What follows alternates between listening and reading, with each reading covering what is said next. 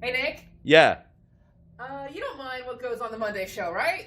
Well, I mean, mind is a pretty liberal term. I mean, as long as we're bringing cool stuff to the fans and they enjoy it. Duh. All right, you're Um, right. That is a duh. I was thinking like Dr. Spectre #4, our high-end issue. What do you think? That's kind of cool. I like it. Mark Wade. Totally. There's Grimm, Oh, by yeah. Mark Gaffin. Yeah, those are actually the TV show writers. That's in continuity. Love that show. I also thought about a Batman and Teenage Mutant Ninja Turtles Adventures #1. That is sweet. Everybody loves the Turtles, and you got both Poison Ivy and Harley Quinn. Crazy cover too. And what do you think about New Avengers #1 with an Iron Man cover by Chris Caniano? I like that a lot. We haven't had a Chris sketch in a while. I think this is gonna be good. Oh, wow, and you got some nice Virgin covers, too. That is Always. really cool. Always, always, always. All right, so which show is this for? This is for our Monday show with Robbie, so check us out on The Experience, 6 p.m. Eastern. Hope to see you there. All right, cool. And this is Monday the 31st, everybody. Thank you so much.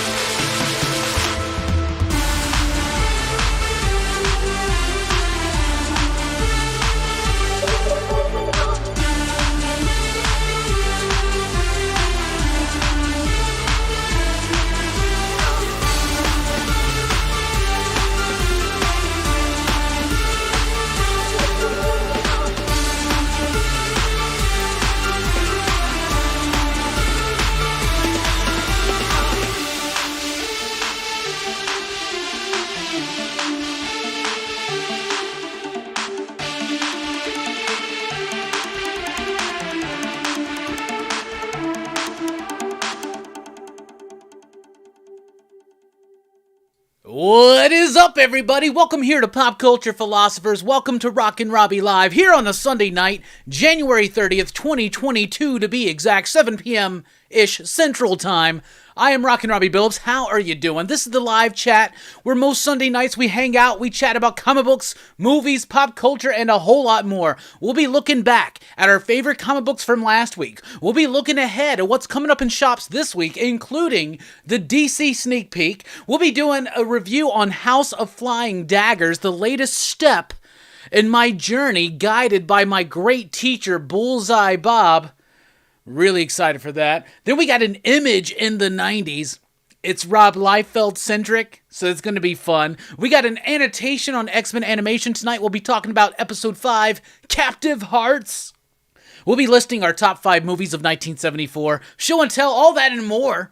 Because even though we have grandiose plans, this show is driven, fueled, if you will, by your questions, your thoughts, your comments, your concerns. Get them in right now. What do you want to chat about? What do you want to get into? And I already see some fantastic people here in the chat. What's up, TM Nerdy? What's up, Brando from Comics Kings? We got Moni in the house. Nova 69, dudes. That's pretty freaking cool. Taki's in the house. What's up, my man? What's up, Jorm? Says, tune in, station Rockin' Robbie with the Dynamic Forces team up. You know it. Tomorrow night, join me over at the EXP for that very show that Nick and Amy were talking about there. Great stuff always available and great conversation. So there you go. Evil Face Bad in the house. What's up, Mars Comics? What's up, Trade Paper Dad? Station 1 and all. What's up, Eric D? Yeah, everybody up in here. I'm here for those grandiose plans. So am I, but this show is driven, fueled, if you will, by your questions, your thoughts, your comments, your concerns. We'll break it in real quick because Brando had a question. It says, Station Robbie, what is a storyline in comics you wish you could relive like it was coming out again for the first time? Well, the key word in that statement or that question, that query, is relive, meaning something that I've already gone through before. Because if that statement wasn't there, that word relive wasn't there, if I could just go back in time and experience something as if it was coming out, that would definitely be the Jack Kirby Stan Lee Fantastic Four run, in particular the heyday. That's like issue 45 through like 60 something. Fantastic stuff, right? No pun intended. But if it has to be things that I relived, I would love to capture that brilliant magic again when I liked event comics, when I liked crossover comics, when I really liked this shit. And in particular, the books that transfixed me the most in some of my earlier years of reading comics would be the Maximum Carnage series, going across all the Spider-Man books, reading it every single week, going to the comic shops weekly for the first time in my life, a weekly trip. That was great. Reign of the Supermen, the whole Death of Superman, Funeral for a Friend, Reign of the Supermen, that whole thing transfixed me. And then just that whole Tom DeFalco, Paul Ryan run on Fantastic Four. So sound off in the chats. What comic book run or series would you like to go back in time and relive as it was coming out? That's a good question, Brando. Brando's always got the good questions. We got Kirby in the house. Feels like the first time. All right. I did say join me tomorrow night on the EXP. But I will also encourage you to visit dynamicforces.com. They got great comics and collectibles. And if you're there, you want to buy something, be sure to enter Robbie at your cart. You'll receive 10% off. Right after that show tomorrow night, though, at 8 p.m. Central Time here on PCP, we got PCP Movie Night, Small Soldiers, the Joe Dante classic. Super freaking excited for that. On Dylan's Horror Show this week, we're going into Blood Diner. This movie slaps. It's really cool. It's worth checking it out. Finding out where you can watch it. Just watch it. This movie's awesome, y'all. We now pause for station identification. Hell yeah.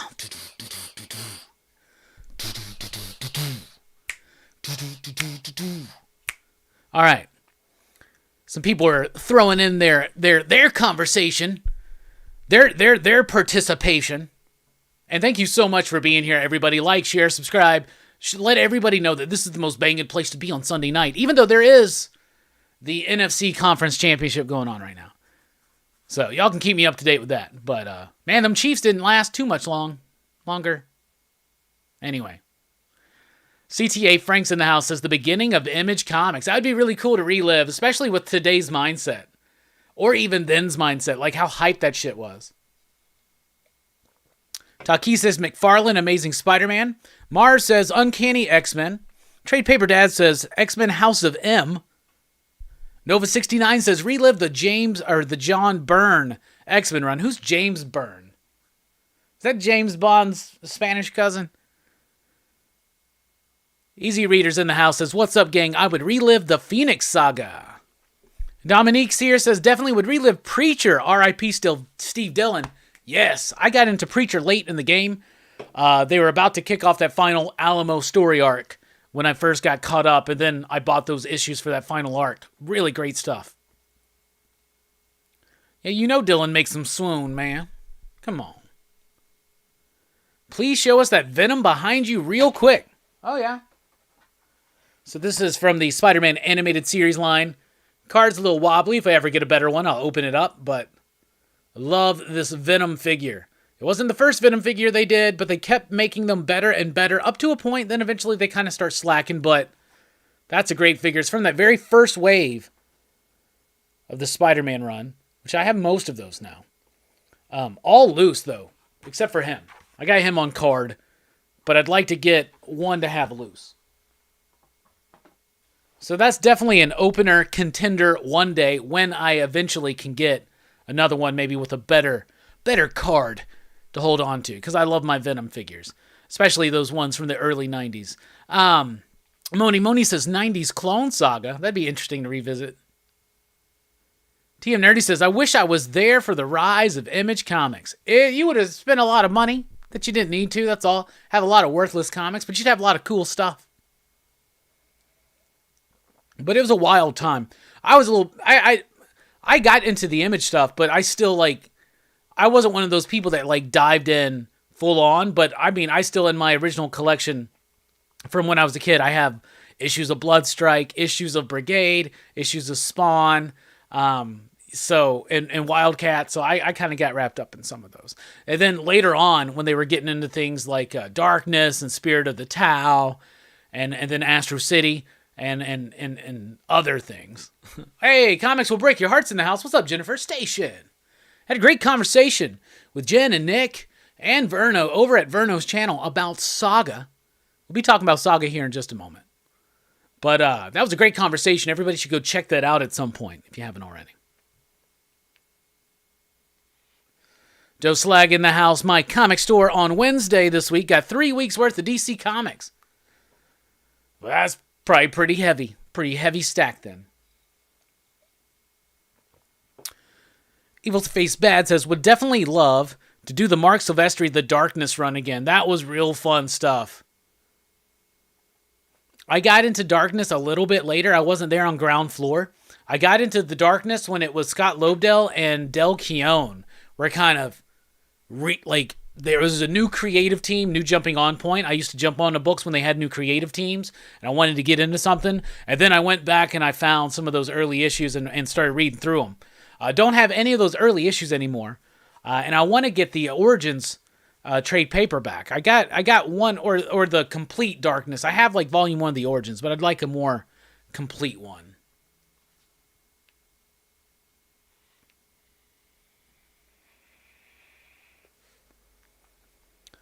AJ Dub says, Batman Death in the Family. That'd be crazy to revisit. Would you vote to kill Jason Todd, or would you vote to save him? Y'all know what y'all know what I would vote for. Like, kill that motherfucker. Kill him. My LCS wants to buy back my Black Panther 1 in 25. $, fire. Station GT Key Comic. Kirby says that Sonic discussion was great, by the way. Yeah, I agree. And Jen says everyone should check that out, even if you haven't read Saga, but especially if you have. Yeah, it's a little spoilery. But it's fun. We had a lot of fun. AJ says, kill him. Randy in the house saying, I just finished reading the Saga Volume 1 hardcover, and now I just got to get Volume 2. It's such a good series. Hell yeah. Jordan says, I'd relive Watchmen. So obvious. That'd be nice. Certain things I wouldn't relive. I wouldn't like to relive Planetary because it took for fucking ever for those last several issues to come out. You know what I'm saying? What's on the Marvel in the 90s slate? No Marvel in the 90s tonight. Instead, we're doing an Image in the 90s, and it's centered around Rob Liefeld. Station Billy in the house. I am Will's in the house. I would like to relive the death of Superman Insanity. Yeah, 100%. That shit was dope, man.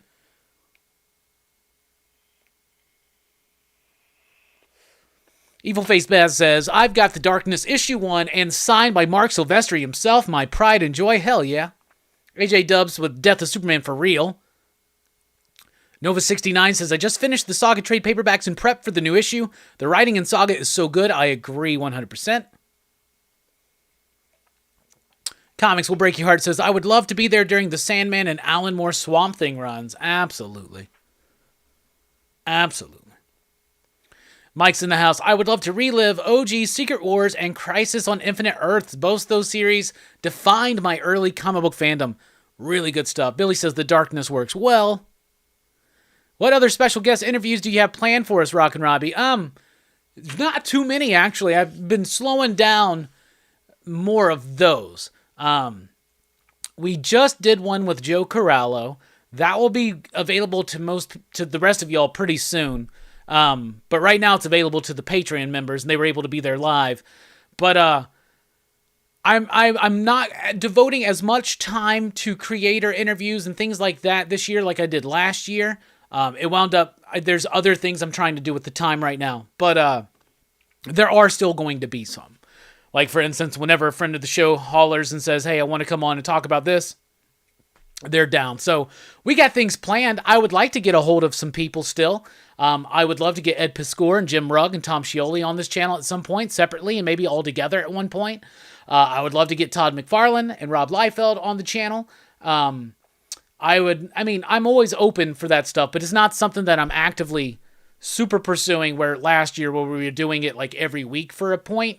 But I do plan on doing some more conversations with some of my fellow YouTubers occasionally too. So, like Jim Mint Collectibles in the house. What's up, Jim Mint Collectibles? How you doing, buddy? Happy Sunday. Station, the name changes. A lot of people in here now. Hell yeah.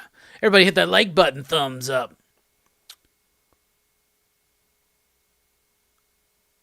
Randy says, anyone here read The Midnighter Run by Steve Orlando? I'm liking his character in the Action Comics Warworld saga, and I'm interested in getting the complete graphic novel collection. I started reading it first. Steve Orlando's one of those writers where I really like his work more when I read it all together. So I dropped out of it, so I can't really speak too much on that. But from what I remember, the artwork was cool, the story seemed cool, and it just seemed right. But Steve Orlando, there's just something structurally about him that works better for me when I read it in a trade. Which, unfortunately, sometimes I don't go back and check it out. I would like to relive the DC British invasion line that led to Vertigo. Hell yeah, you know it. Hey, Verno's in the house. Station, Verno. The Cerebros. Miguel's in the house. Station, I would like to have been there for the Warren Ellis run on Stormwatch and the Authority. I wasn't reading the Stormwatch stuff, but I read Authority. I picked up #1 on the shelf and never looked back. And that was some fun shit. But it took a while. There were some delays there. Yeah, Jim Mint's definitely been hitting those deadlifts. Not with me, though.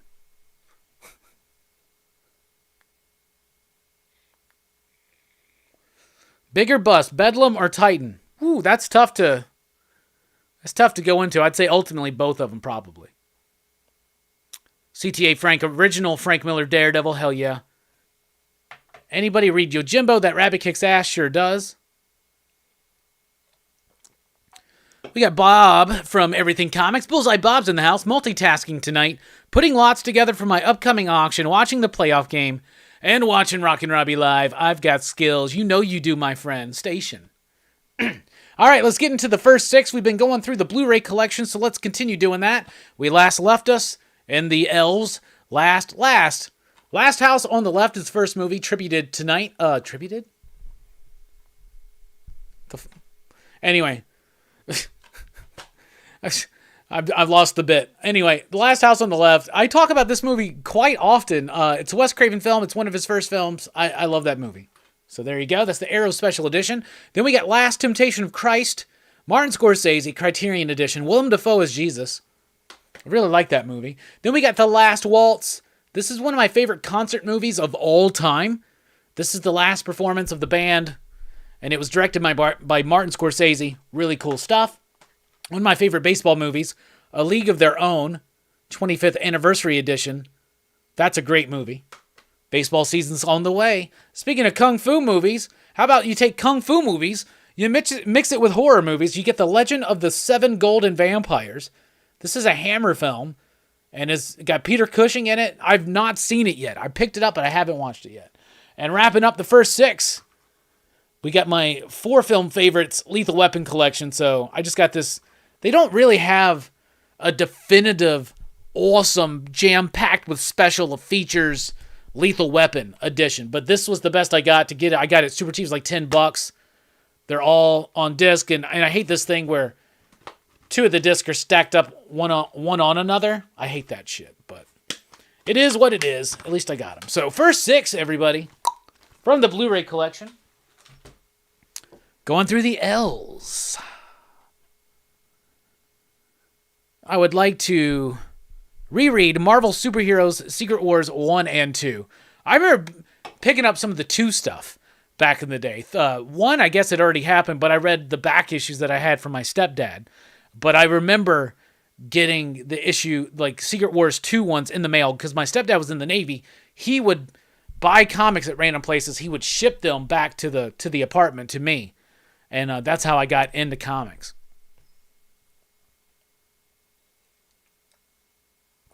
I wonder if Bob is going to the club tonight. Probably not.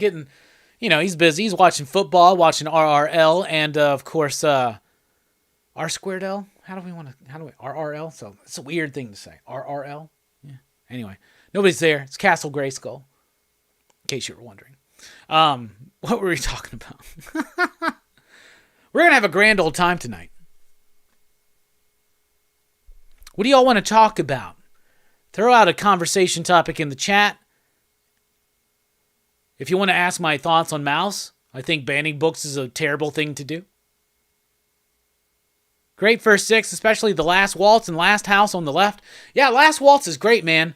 The band is awesome, but the way Martin Scorsese films that is also awesome, right? Also awesome. And it works, right? And then you bring in all these other people. You got Neil Diamond, you got Neil Young, you got Eric Clapton, you got Bob Dylan, you got Joni Mitchell. You got all these people. You got Dr. John. Like it's a plethora of all of these brilliant musicians all coming together for this one night, and such a beautiful, beautiful, wonderful performance by the band and their friends.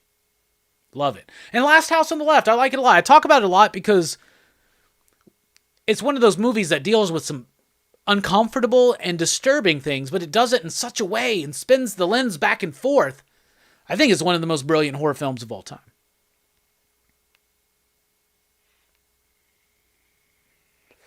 So thank you, Glacial. Wait till you get to the final 9. There's some good stuff in there too. Randy says, come February, I would have started reading comics a full year ago. Hell yeah. Congrats on 1 year reading comics. Brian says, I've been picking up some Silver Surfer one-shots and miniseries. I grabbed the Coming of Galactus and the Lee Mobius books. Nice. I don't have the Mobius one. I need to get that. I've always intended on having it, but I've never owned it.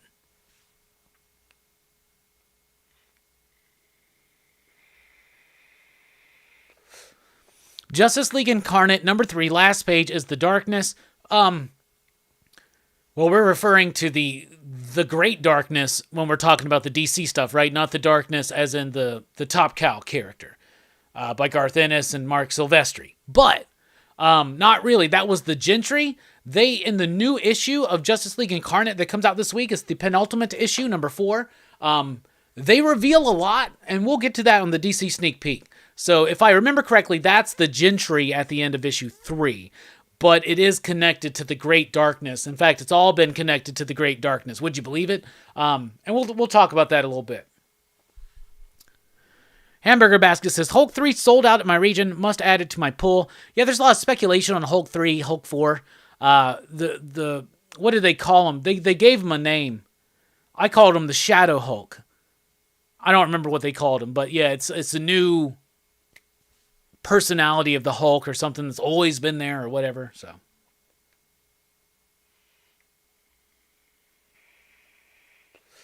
Donny Cates books will do that. They'll randomly, like whenever Donny Cates introduces a new character, people really pick up on that, don't they? Why do you think that is? I mean, obviously it's probably because Donny Cates is one of the top writers as far as a name. A lot of people know that name. A lot of people respect that name. A lot of people will buy a book with that name on it. Books that he's done, like Cosmic Ghost Rider, that Thanos run was amazing. His Doctor Strange run was pretty decent, but his Venom run, the Null stuff kicked a lot of interest and a lot of knowledge about who he was. So people, I think, recognize that he is an up-and-comer. He's a comer now. he's coming all over the industry, but that's what it is. It's like he's attained this level now where everybody wants to get on the new hot property that Cates is doing. Yeah, the Cates effect, right?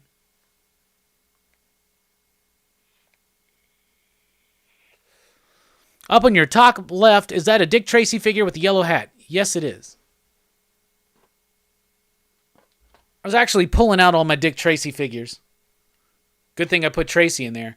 But there it is right there. I was pulling these out. I pulled all of mine out, and I have some accessories. I'm going to match the accessories up to the figures, and we'll do that on Show and Tell one day soon. Bringing Kate's for an interview. Still haven't seen book 2 in the shops. Yeah, I'd do an interview with Kate's. Titan Hulk. Yeah, okay. Thank you, Garrison. Yeah, that second print. Second prints usually go hard too, so make sure you put your order in for that, because if a book gets spec'd on, the second print gets spec'd on too, because theoretically it's a lower print run. You knew it had a Kate's effect back in the 90s? Rob Liefeld.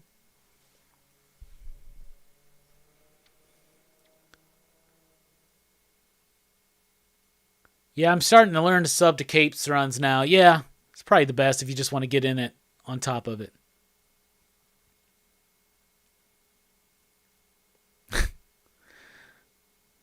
I have Hulk on my pull, but I don't like the series. I'll probably sell them all. Yeah, I'm not sold on that series. We were talking about this on it's the pinned comment, actually. So after this stream, and you haven't checked it out, you should definitely check out the Best Comics of the Month stream, the monthly comic book review with me, Jim Men Collectibles, Bueller and Bob were there, and then of course Verno and Nick. We had a great conversation, and we talked about that Hulk run, and it didn't seem like many of us were very pleased with its direction or quite sold on it yet. I recently told someone I work with about Last House on the Left. Fun to turn folks onto films they've never seen. Wonder if your last Walt Blu-ray has the cocaine erased with CGI from Neil Young's nose. Duh. Did they have to do that? That's hilarious. Sometimes you just, you just don't look at the mirror enough, or you're not paying attention. What I love about Cates is how he can make an old dollar bin book into a key. Yeah, that makes sense. Darkseid is a fan of Justice League Incarnate. All of the Infinite Frontier stuff has been great. I've been liking it too.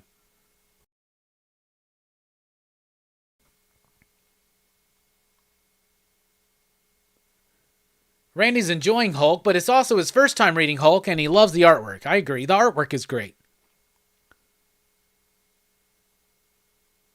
Mike06 in the house saying, remember to hit that like button. Mike says, I dig Cates' indie stuff a bit more than his mainstream work. Redneck, God Country, and Buzzkill are awesome. I agree, 100%. AJ says, I watched Brazil because of you. LOL, it was great. I'm glad you liked it. That's a really good movie. We've had a good lineup for PCP movie night so far this year. We kicked off with Brazil, really great movie. Then we turned it and we went Super Mario Brothers, and then we did Super Mario Brothers. Then we did Beastmaster last week, and this week it's Small Soldiers. So that's tomorrow night, y'all. Tomorrow night at 8 p.m. Central Time. Small Soldiers. Very excited for that one. And the week after that's Blade Runner. And then we're taking a week off. And then we're coming back with Weird Science. From my heart and from my hands, why don't people understand my intentions? Hell yeah.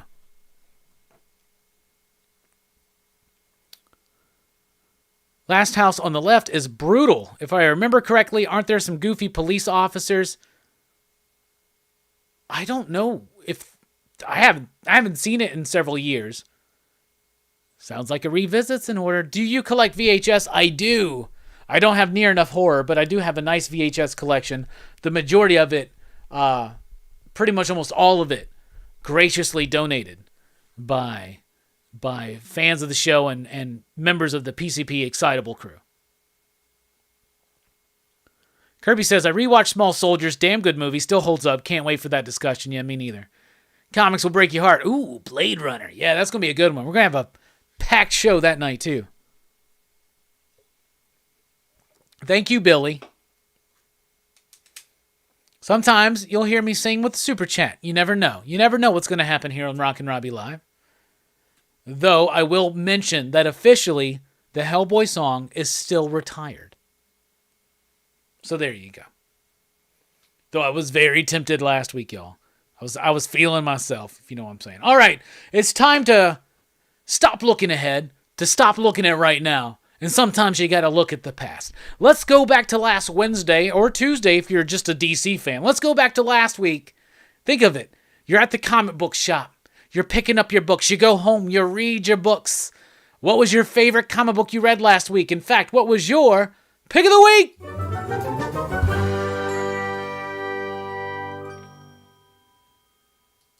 And mine was Saga issue number 55. Now, I have the great benefit that I was invited to do the show with Verno, and when I committed to it, I was like, committing to this will make sure that I reread and catch up on Saga before it comes back. And I'm so glad I did. I read all 54 issues in like 1 week. I have only read, before that, I only read like up to issue 26. 26, I think, was the one that I established when I was rereading through where I dropped off. It was such an amazing experience. Saga is a really great story that works really well, especially when read in a bingey kind of way. And now I didn't have to wait 3+ years for the next issue. And Saga 55 worked.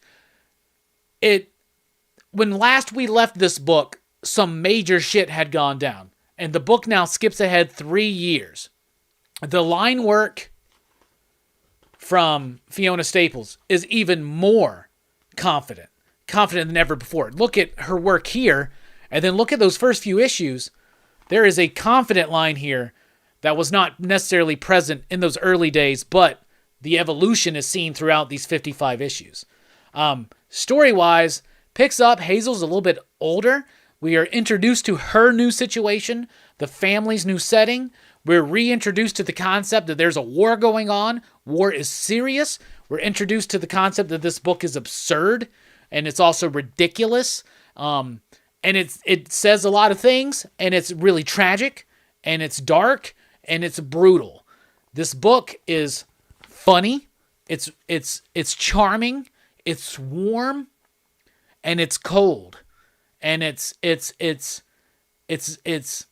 dark. It's tragic. I've said those before, but it's the entire human experience, right? And that's something that we love to see, and we are seeing it in a fantastical sci-fi fantasy kind of zone, kind of genre, but at the same time, it's a story about love. It's a story about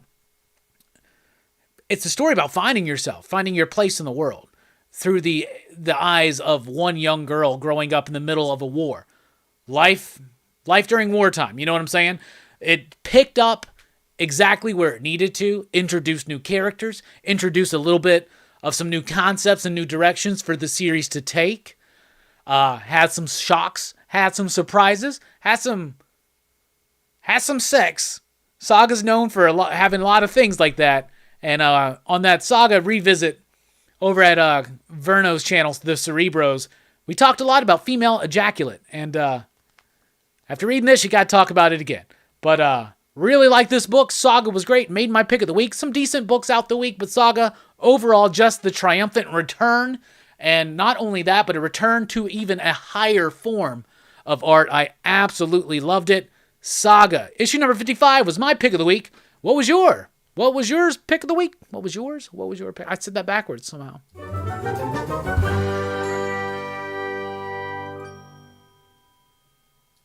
So let's see what everybody says. Which version of Blade Runner? AJ, I'm going to leave that up to each of the panelists, but that will be part of the discussion. For me, final cut.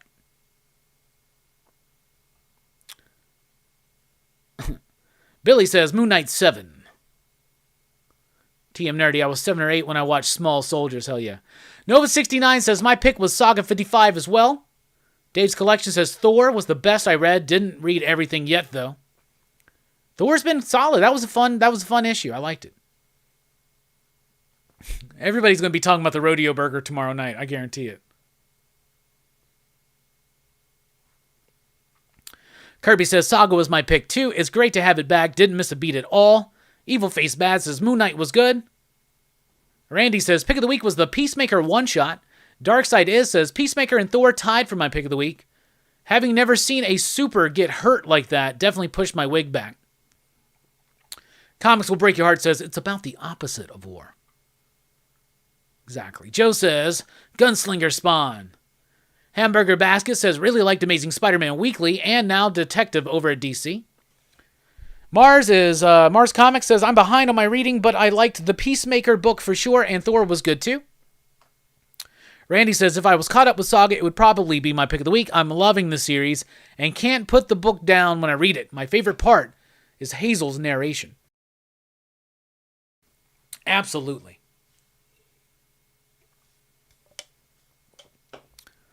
Jacob says, my pick of the week is X-Men number 7.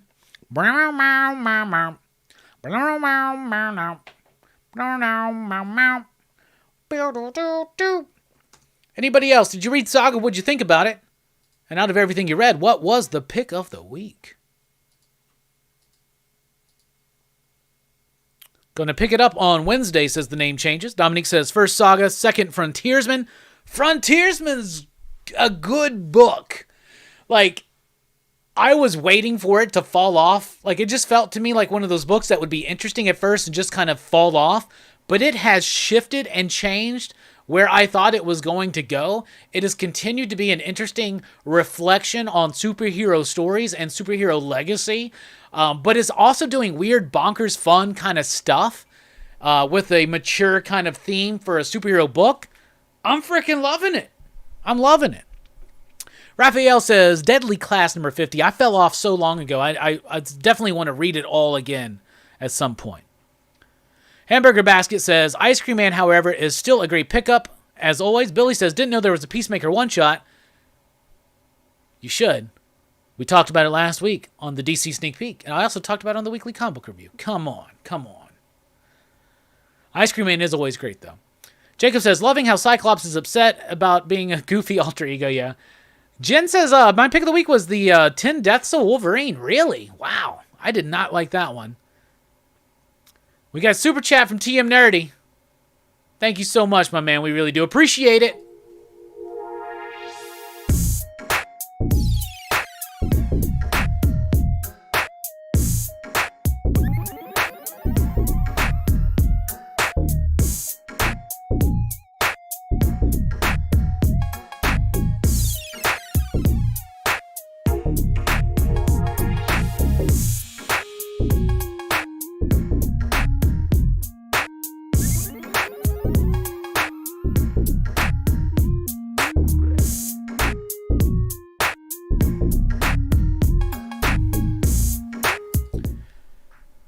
Thank you so much, Trav. We really do appreciate the support here. Every little bit helps. It helps support the channel, helps us towards our goals, keeps the lights on and the internet running.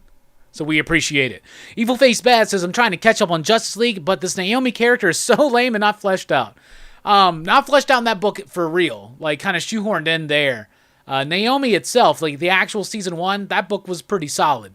I think. The Walker, Bendis, and Campbell stuff. So I think if you're interested in her, that's where you go. But if you're not interested, I see how torturous that can be. So there you go.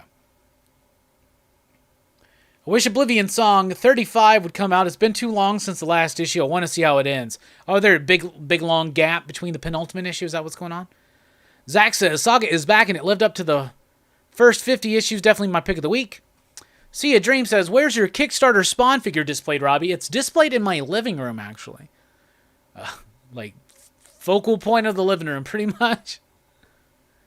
Kirby says, need to try out Frontiersman again. I think it's been really freaking good. Carlos, hi Robbie, first time catching your show. Saw you on from Jim Mint's weekly reviews. Not sure if you're still doing that. Really enjoyed them. Jim decided to focus on other things and drop that show, but me and him still chat. In fact, we just hung out and did a live stream for our favorite comic books of January. That's a pinned comment here, so if you haven't checked it out, you should definitely check that out. It was me, Jim, and a handful of other comic book YouTubers. Each and all, fantastic opinions. Robbie, how many issues of Crimson are out? Is that the comic book about pro wrestling? Aftershock published Crimson Cage. 2 issues are out of 5 right now. 2 out of 5. Nova69 says, I am okay so far with the 10 lives and deaths of Wolverine. Interested to see where it goes. Cursed Pirate Girl was amazing. I picked up a copy of it. I got one. I briefly flipped through it. Bob and Bueller were right. That art is freaking fantastic, y'all. AJ, Just League Incarnate was good. I was working in a comic shop when Saga 1 came out, and I passed on it. Heard so many good things, but I've never read it. You should check it out sometimes. Pretty good. Artist formerly known as Jesse Say, what? Station. Pop, pop, boom, everybody. The Spawn Kickstarter figures are cool. I got 3 of them. Yeah, I wish I would have got 3 of them as well. I would have sold 2 of them, but kept some heads.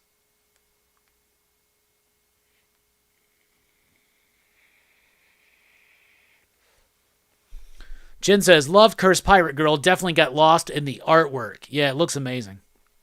TM Nerdy says, 62 watching. Harley Quinn, hammer that like button. Oh, yeah, Bob. Thanks for the recommendation. I passed on it because it's one of those Archaea books, and I was like, I'm pretty sure there was a book before, and I'm going to be lost, and it's really long. No, I should have definitely looked at that book when it came in. I should at least flip through it. Then I would have taken it home. Looks great, but I was glad we still had plenty of copies, so that may have changed now, though.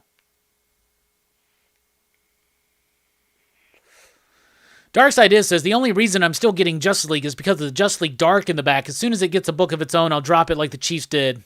Well, Rom's leaving that, so I think they're just dropping Justice League Dark. Bendis is taking over for a minute there, I think, and it's going to just... They're ending the Justice League title at 75 with a one-shot story. Death of the Justice League by Joshua Williamson. I think Once and Future continues to be one of the best books out right now. I agree, Zach. That's a really solid book. Really loved what they brought into the latest issue. Whenever I think about folklore and legendary and mythic tales from Britain and the UK, and what I thought about what they would throw in there, and this one never crossed my mind, and it fucked me all up.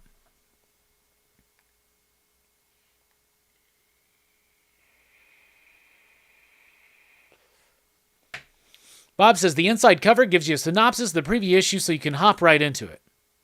Nice. Niners just scored. So what is it? What's the score right now in the 49ers game?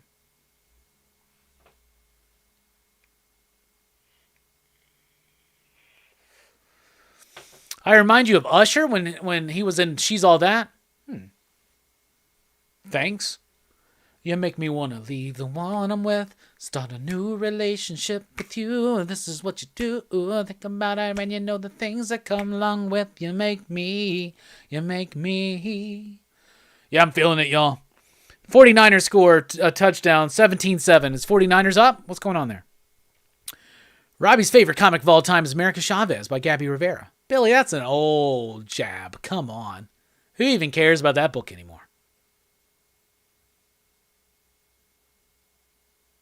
Jeremy Bastian is an amazing artist. He did Judas as well. Mind-blowing. Got him to sign some things at a con year back. Super nice dude. Cool. Station. 49ers lead. All right. Hell yeah.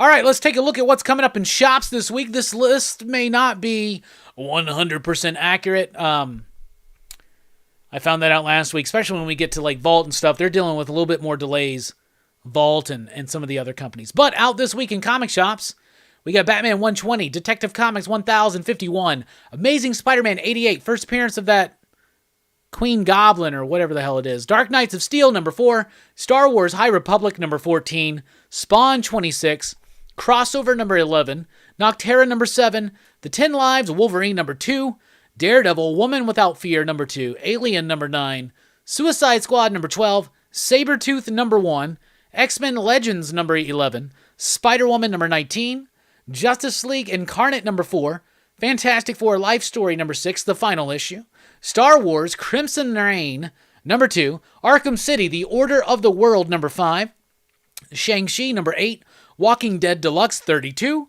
Geiger 80-page giant, number 1, The Joker Presents a Puzzle Box, number 7, The Marvels, number 8, Savage Spider-Man, number 1, New Burn, number 3, Fantastic Four, Reckoning War, number 1, The Excellent, number 1, Pete Milligan, Mike Allred, come on y'all, continuation of Ecstatics basically, Basilisk, number 7, The Thing, number 4, Echo Lands number 6, Scumbag number 12, Buffy the Vampire Slayer 34, One Star Squadron number 3, Monkey Prince number 1, Star Wars Galactic Star Cruiser Halcyon Legacy number 1, Sweet Paprika number 7, Magic Order 2 number 4, Avengers Tech-On number 6, Chicken Devil number 4, World of Krypton number 3, Serial number 10, Kazar Lord of the Savage Land number 5, Nita Hawes Nightmare Blog number 4, Ant-Man, or Ant number 2, my bad, Black Panther Legends number 3,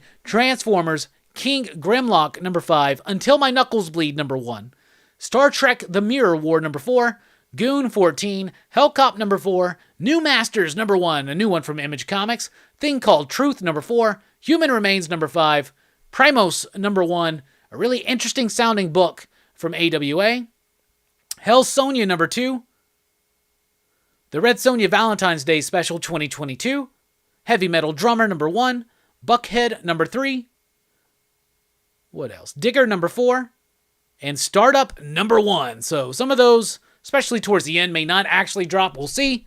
But yeah, there you go. That's what's coming up this week. What are you looking forward to? Seems like kind of a light week, doesn't it?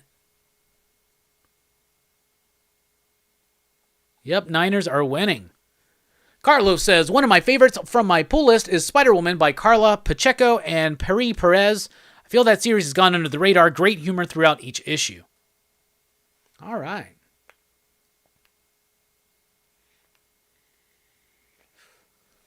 What are your thoughts on that new Miles Morales What If coming out March 2nd? I like a what if story. I like What If. What If Volume 1 in particular is cool, but What If number 2, or Volume 2, that was what was coming out when I was reading comics. And I loved those things. Dark, twisted, alternate takes on certain Marvel comics, like milestone events usually, right? So that's cool. Nowadays, What If comics don't hit me the way they used to, right? So I'm excited for the book to come back, but not in the way that it's coming back right now. This whole Miles Morales thing, I feel like is setting up his own Into the Spider-Verse kind of thing. And they're all going to be like, what if Miles was Captain America? What if Miles was Wolverine? What if Miles was this character? That What If wasn't like that. Like, What If was different. It was like, what if this moment in the comic book history went a little bit different? And so I would like to see a focus more onto that. That's what I would like to see. Dominic says, looking forward mostly to Ant number 2 and Excellent number 1. I'm looking forward to both of those books. I liked Ant number 1. I felt like Eric Larson had a lot of energy in that book. It wasn't the best. I'm just going to say that. But, yeah, there you go. Looking forward to Amazing Spider-Man and Detective Ivan Reese. Ivan Reese is not in this issue of Detective. TM Nerdy's been loving King Grimlock. Let's Be Frank just really wants more Happy Hill. Hell yeah. Red Sonja special cosplay cover. Yeah, they always do those cosplay covers. Some of them I get sometimes. Well, I've only ever bought the Anamia ones just because she's been on the show twice.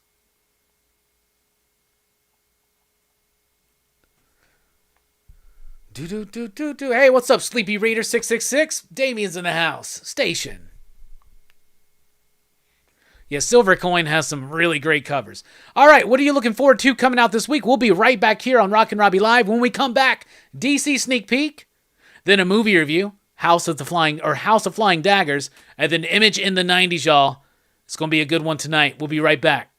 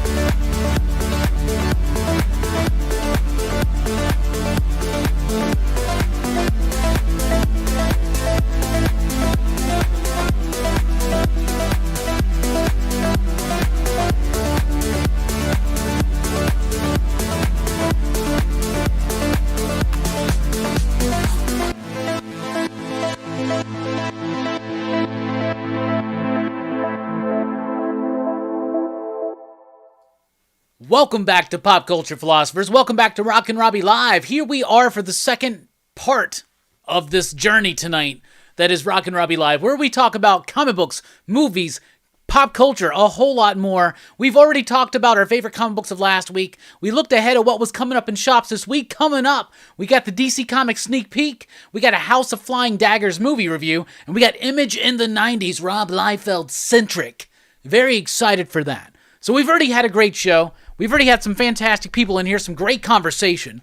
So let's keep that conversation going, because this show is driven, fueled, if you will, by your questions, your thoughts, your comments, your concerns. Get them in. What do you want to chat about? And while you do that, find podcasts and more at popculturephilosophers.com. You can follow Pop Culture Philosophers on Facebook and on Instagram. If you're on Facebook, you might as well join the PCP Army, the official Pop Culture Philosophers Facebook group. You can follow me on Twitter at @TheRockinRobbie, and you can support the channel over at patreon.com/PCP, like these fine PCP patrons right there, or with a super chat tonight, which triggers something. And TM's broken that ice.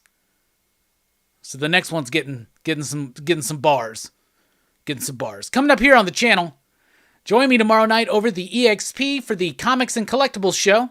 And by the way, if you're ever at Dynamic Forces, want to buy something, be sure to enter Robbie at your cart. You'll receive 10% off. But tomorrow night at 8 p.m. Central Time here on Pop Culture Philosophers, we're going to be talking about Small Soldiers for PCP Movie Night. And then on Saturday night for Dylan's horror show, Blood Diner. Very, very excited for those shows. Some great movies to be discussed this week. But in this hour, we're going to be doing House of Flying Daggers, part of my journey into Kung Fu Hong Kong cinema. All right, let's see where we are at in the chat. Ba-bum. TM Nerdy says, I think IDW's been pumping out some amazing Transformer stories. All right. Rockin' Robbie can be something big like Comic Tom if only he'd stop smoking. Huh. That's funny. Tom's a cool dude.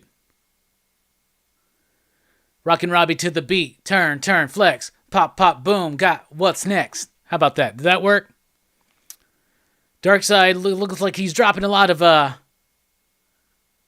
Deadly Venoms. I watched that one several weeks ago. That was one of the ones on this journey. Great. Bob is my sensei.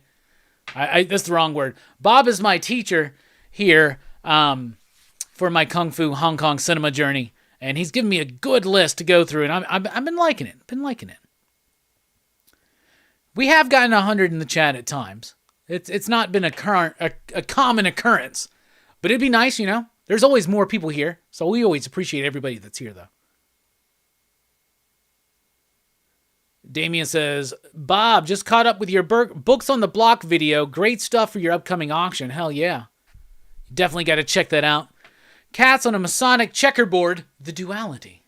Interesting. Architectural, what's up? Cool. Is this a comic-themed dance party? Huh. Who are some of your favorite philosophers? Marcus Aurelius would probably be number one. And yeah, it's a little bit like a comic-themed dance party, if you really want to make it like that. I mean, I can.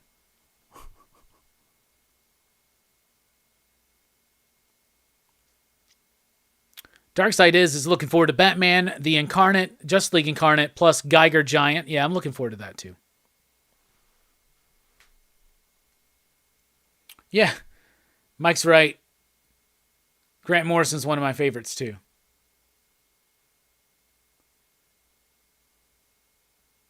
The guys at Hive Comics let slip that Newburn has been optioned. Robbie, do you know anything about this or anybody else in the chat? I have not heard of it being optioned, but it wouldn't surprise me if it does. Socrates or Grant Morrison. Do you think Flashpoint Beyond is a follow-up to Justice League Incarnate?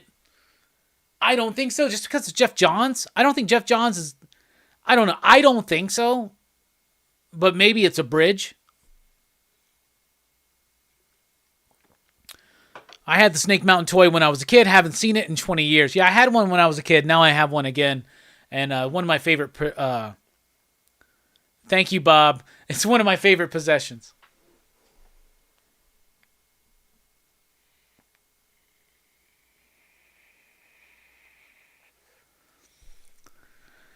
I'm just going to call you Bob Bullseye, okay? How about that? Is that fine?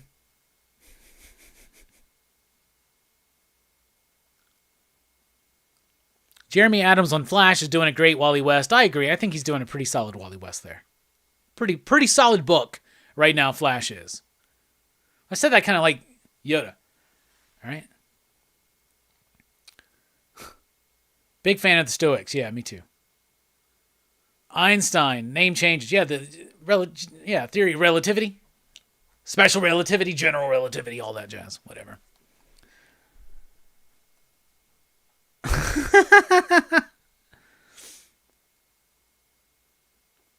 Yeah. Newbern was optioned prior to the release of number 1, says Trade Paper Dad. So there we go.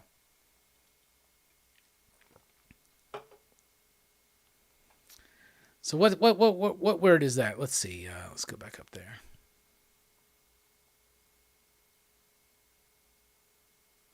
Sifu? Yeah, I don't know about that, man. I don't know about that, Bob.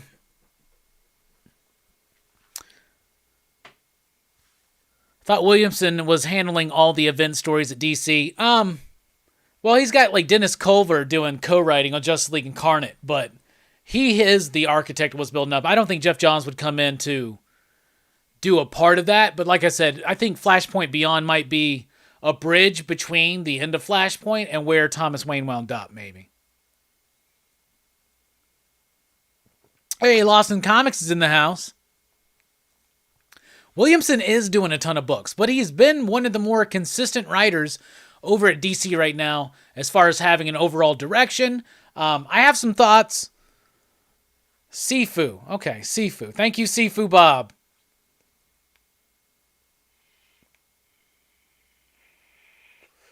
Kung Fu Panda said Sifu, so it's legit.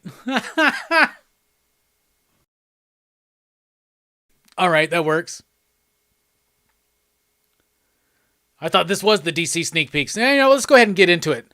I read the DC books that I was going to read already for this week, so let's get into it with the DC sneak peek.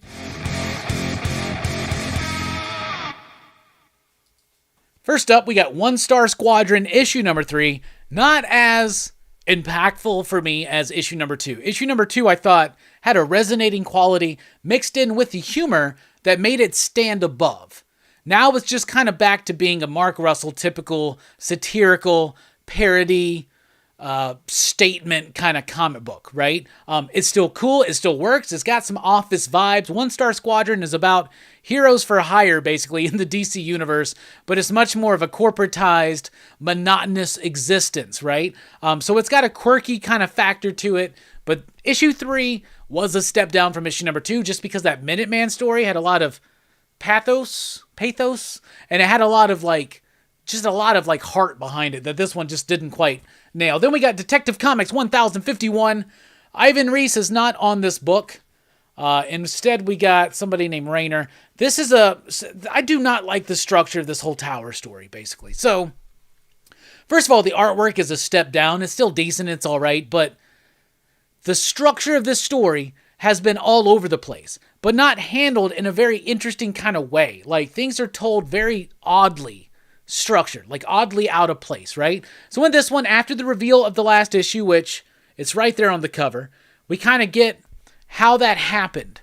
And it's for a villain who is right now part of a cosmic buildup to the next crisis event or whatever, it is a rather mundane sidebar for Psycho Pirate. This story is. And the way it's all tied together with the plot, it's not working for me. The backup story, though, by Rosenberg and Blanco, freaking great. Fantastic. Continuing to soar and doing great stuff, but not liking that Tower story. Then we got Batman 120. This one's all right. This is Williamson doing a Batman story. It's tied into Batman Incorporated, so that's kind of cool. Lex Luthor is trying to take over Batman Incorporated. We got this villain, Abyss. He's dead. They introduce a new villain, then they kill him. Batman Incorporated allegedly killed him, so Batman's trying to solve that mystery. Lex Luthor's there trying to be Batman for some reason. I hate it when Lex doesn't want to be Batman, and that's not what necessarily is happening here. But they did this before where Lex wanted to be Superman. That's not what, no, Lex wants to be Super Lex. You get what I'm saying? But anyway, but it's all right. It's okay. Yeah, the artwork's pretty solid in here because you got Mikkel Hanen doing his stuff and it works. And then you got Molina doing his stuff and it's got some nice kind of texture to it. But it's not like super kinetic, but it's an all right issue. It's all right. It's just going to be one of those okay issues. Story arcs of Batman, I think. Then we got Arkham City, The Order of the World, the penultimate issue, issue number 5. Oh, I love this book. It's all starting to come together. We get what's going on, this descent into madness from this doctor, this interesting exploration of some of these like C-list Arkham Asylum inmates that are loose now in Gotham and how it's all tied together. Really creepy artwork from Danny, really great literary storytelling from Dan Waters, great coloring by Dave Stewart, and great lettering by Aditya Bidikar. It's like top-notch shit right there. Monkey Prince, issue number 1 from Gene Luen Yang and Bernard Chang. I was excited to check this out. I do like Gene Luen Yang. He did a book called American Born Chinese that I thought was great. A lot of his other work that I've read, especially like his mainstream stuff, doesn't really quite win me over. Right? Like New Superman didn't really win me over. Batman, Superman kind of went on a little bit too long, but it had some really great stuff going on for it. And then what was that book? There was another book that he did. Oh, he did Superman Smashes the Klan. I do like that book. But Monkey Prince is a new character based on some Chinese mythology. And it kind of works and it kind of doesn't. It works more so like on a middle grade level, I think, but didn't quite win me over, but it wasn't like detestable or nothing like that, but it didn't quite feel like my kind of thing. But Monkey Prince number 1, there you go. Then we got Dark Knights of Steel issue number 4. We already got Vladimir Putri leaving the book for a fill-in artist, but we got, it's the guy that did Death or Glory. Something Bengal. Hey, go Bengals, right? What's his first name? I don't remember his first name right now. It doesn't matter. Really, ultimate man, where are the credits? They always hide the damn credits. They're like 10 pages in sometimes now. Where are we even at? Anyway, this is a slide back explainy issue of how the L's first came to this fantasy world of the DC universe. Where is it really? Oh, there it is. Really tiny. Just Bangle. Anyway, so the artwork's all right. It's not quite as good as what we are accustomed to for 3 issues, and this is a look back to explain how the L's showed up there with Kal-El, Jor-El, and all that, and how Bruce Wayne becomes kind of attached to that family. So it was good. It was interesting. It explained some cool stuff. It had a lot of setup from the past that was really cool, especially at this point in the story. And the art was okay, just not quite as a previous issue, but it was still good. Then we got Justice League Incarnate, issue number 4 of 5, the penultimate issue. And, I like it, and I also kind of was bothered by it. So this is a big explainy issue where every crisis event gets tied together with the Great Darkness, because that's what we're leaning into now, and we're connecting it. So there are being things that are connected together that work, like connecting some more things in from Final Crisis and from the Multiversity book. That's really cool. But we literally just had this big explaining thing during the Metal events where it was all about Perpetua and her brethren and all of that. But now we realize, no. That was all a game being manipulated yet again. So just over the last several years, between the Dr. Manhattan stuff, the Perpetua Metal stuff, and now this, it's starting to be a little too soon, I think, to get into another one of these, but this has been the secret the entire time kind of things. That being said, I like the way that Josh Williamson's trying to tie some of it together. The whole first half of this book is just explaining the history of the crisis events in the DC universe and tying it all together with what Williamson's bringing up and building up with the dark side stuff and the great darkness stuff. And then the second half is a rather melodramatic kind of tale to push us into the final bit. So it was all right. But anyway, that's what I thought. Out of everything I read from DC this week, the best one was Arkham City Order of the World, issue number 5. I love that. That was your DC Comics sneak peek.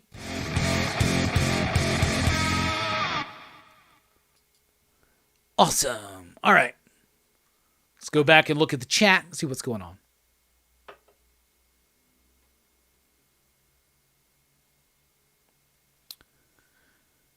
One star is funny to me. It's like the day-to-day of what they do when not fighting. I like it. When he gets kicked out of the lounge in number 2 at the convention was hilarious. Yeah, I really liked issue number 2.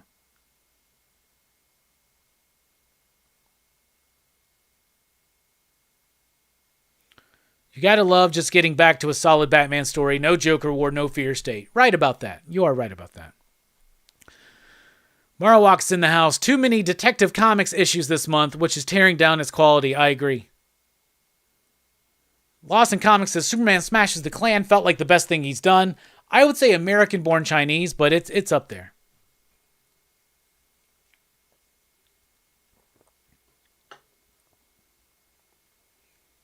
Brooks is in the house. I think Lex would want to be Batman for a while just to piss Batman off. I don't know. I think he wants to be better than Batman, but he doesn't want to be Batman. Yeah, Danny's art's really, really good.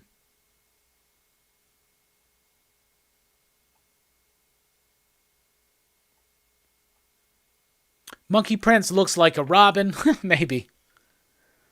Lex is my favorite type of villain. He doesn't know he is one, being caught up in what he thinks is right, and he doesn't realize what he's doing is wrong. Same with Sinestro. Yeah, those are the good ones.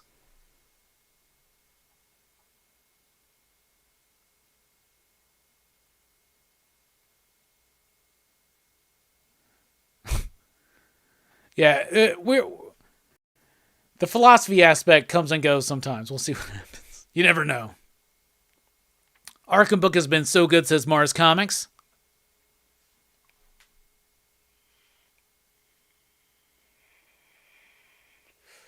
Mike Knight's in the house. G'day all. I can't believe Dark Knights is already changing the artist. This should not happen. I agree. And like, what is it, a 12-issue series? And you're changing the artist? Like, I get it, but there just could be a schedule. Like, I hate it. I really don't like it. I don't like it at all. Even when they try to get a head start on a book, it doesn't seem to work.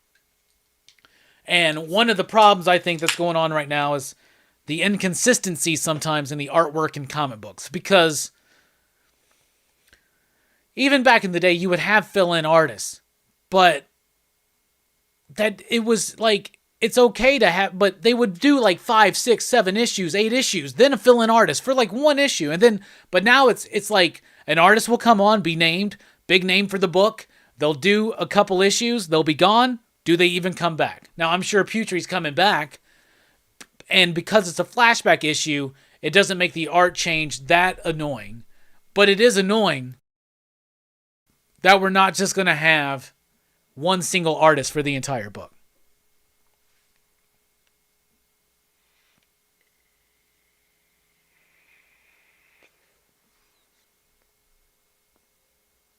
Looking forward to that Small Soldiers review. It's my favorite movie. Frankenfrog Station. That's a great movie. I was really excited to check it out. Thoughts on Destiny of X? Which books, if any, do you recommend? I'm not excited for it. I am not excited for the X-Men books. I feel like there was a direction there with Hickman. I feel like it was abandoned while they were trying to get through it, and it just kind of fell flat for me. 10 Lives, 10 Deaths of Wolverine, not doing anything for me. Those first 2 issues, all right? I know people say, we're only 1 issue in on each of these series. Okay, but in House of X number 1 and Powers of 10 number 1, look at the difference, right? So this one just doesn't feel like it's kicking me off in interest. I'll check out the books. The one I'm really looking forward to is Immortal X-Men, because it's the Kieran Gillen one. And it's focused on the Quiet Council, which I think is a really, really interesting subject, right? However, I feel like now we know that the Judgment Day stuff's coming. It's Eternals, X-Men, and Avengers. It's a crossover. Gillen's the architect, the writer of it. I feel like Immortal X-Men is just going to be leading into that. So we get 4 or 5 issues, 4 issues until we get some tie-ins to the event. So Rams tied it up. Jesus Christ. Oh, man.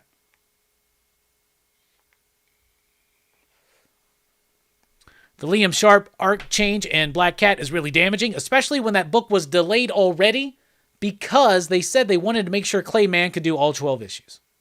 And I like Liam Sharp, but it's not working. Who's going to be writing the Clea Doctor Strange book coming up? It's Jed MacKay. He's the cat that wrote Death of Doctor Strange, and he's been doing a pretty good job on books like Black Cat and especially Moon Knight, I would say, Damien. I'm right there with you, AF, P, and C. I fell off the X books once Hickman left. Really enjoyed Hoxpox, though. Me too. Trade Paper Dads pulling Immortal X-Men and Sabretooth. And Sabretooth is going to be a little bit more of a prequel, because I think it's a book they intended to do a year ago or something, and it's just now coming out. Victor Lassell, I think, is the writer.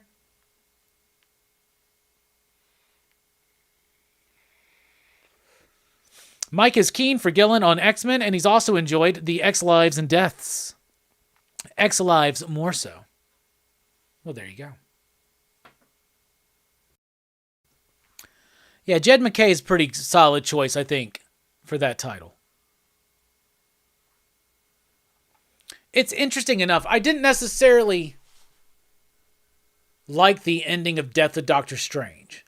I thought it was kind of dumb, because they did this bit where they undid something just to redo it a couple pages later to add an extra emotional effect.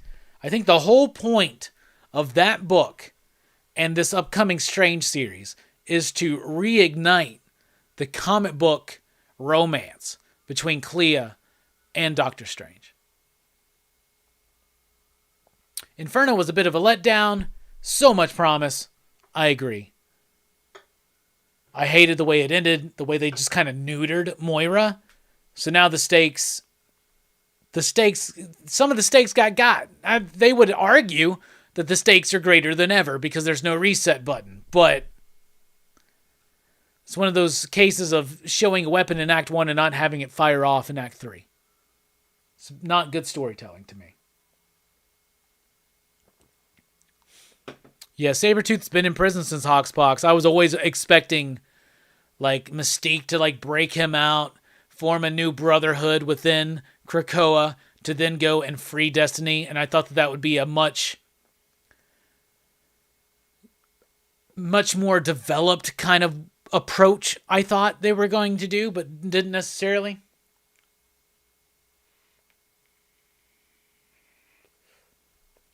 I don't know why they can't just let an artist be on just one book, like the Fantastic Four. Yeah, and then they switch them, right? So you have a fill-in artist come on, but while that fill-in artist is there, they switch them to a new project so that they can use their name to sell their new bit. It's a little shitty. These artists, they go from book to book to book. They never cement an identity. Here's something that used to happen.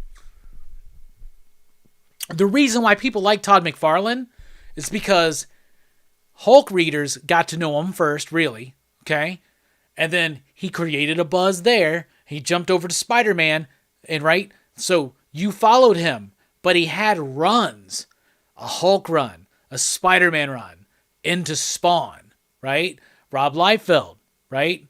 All of his DC stuff and all that stuff, but it was New Mutants that started blowing him up. Into X-Force, into Youngblood, into whatever the hell else happened with the rest of his career. Jim Lee, X-Men, into Wildcats, into Batman. You see the train there. You can cement these guys with these runs. Jim Lee was able to do 12 issues of Hush. Some of them exercise, so I don't know, man. I would like to see more consistent art teams on comic books and let the artists identify themselves. We got to know Frank Miller because of Daredevil, because he had an extended run on that book that made an impact. If Frank Miller just got shifted from place to place to place, you're always now trying to figure out a new tone, a new atmosphere. And that can be good and expansive, but you can do that within your own stories. Make an identity. Carve out a niche.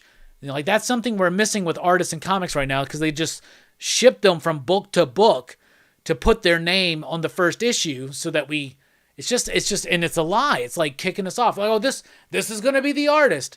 They did that with Ryan Ottley on Amazing Spider-Man. He wasn't the artist on that book, There were many, but like if you could just have consistency on an artist on at least a character, do 4 or 5 issues, have some fill-ins come in, but be consistent. Formulate a run. Joe Bennett. He's a veteran in the industry, and more people know him now because he was a consistent artist on a long-form run for Immortal Hulk.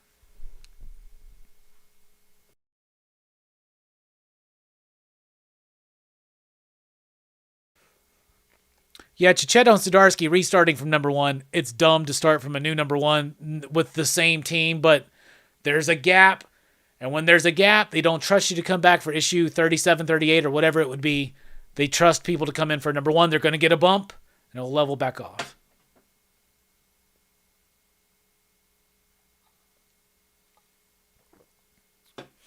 Hey, we got Nick Barucci in the house. Station, Nick. Nick says, hit that thumbs up, y'all. You better listen to him. Artists also get bored working on the same books over time sometimes, but then, do something fucking different, Like, don't just tell the same story. Just because it's Daredevil doesn't mean it has to be the same Daredevil story. Just because it's Batman doesn't mean it needs to be the same Batman story. So, you can point out to artists that stuck with long-term runs on books that got to really explore and expand on things. Even recently on, like, Immortal Hulk with Joe Bennett. Liam Sharp on Green Lantern. It still happens. It's just rare.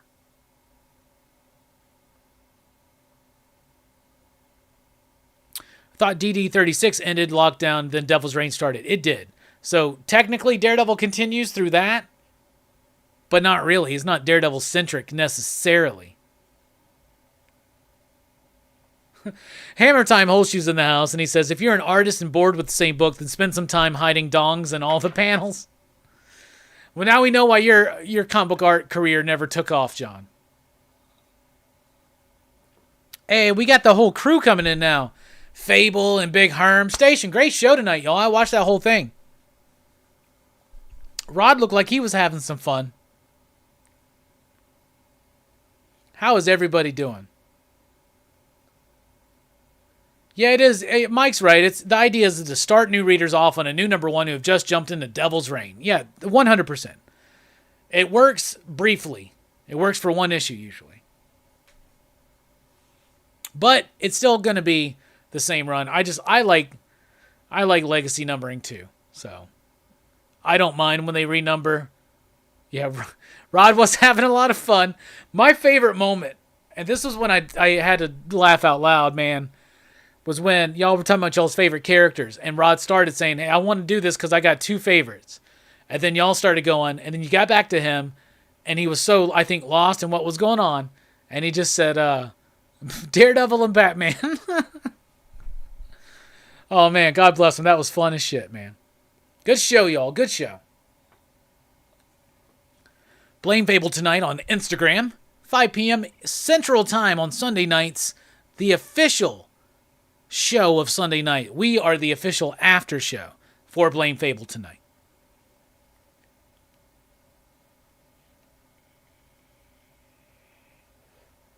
Station Icy Cold Milk. Daredevil and Batman is the new bit. It's like whenever you get lost, just go Daredevil and Batman. Now, you know what? Daredevil. Oh, man. All I want to say is that they don't really care about us. Books suffer from that inconsistency. Slott's Fantastic Four. Amazing Spider-Man by Spencer. Hickman's X-Men. I agree. Anyone reading Lonely City? Great book. The Catwoman book? Yeah. Excited for the next issue to finally drop. I second that emotion. Hell yeah. All right. It's time for the movie review of tonight. So this is my continuing journey into Hong Kong / Kung Fu martial arts cinema. And tonight, Bob has led me to a 2004 movie that as I'm watching this movie, Bob, and Bob, since he's here, Everything Comics can help me out with the names of things, because I'm just going to go ahead and go into this like me. I love this movie, okay? But I'm watching this movie, and I'm like, this is giving me Hero vibes, but not quite the same. But it looks like Hero a little bit in certain scenes. Then I come to find out it's the same director. This was the follow-up to Hero. So we're about to talk about House of Flying Daggers.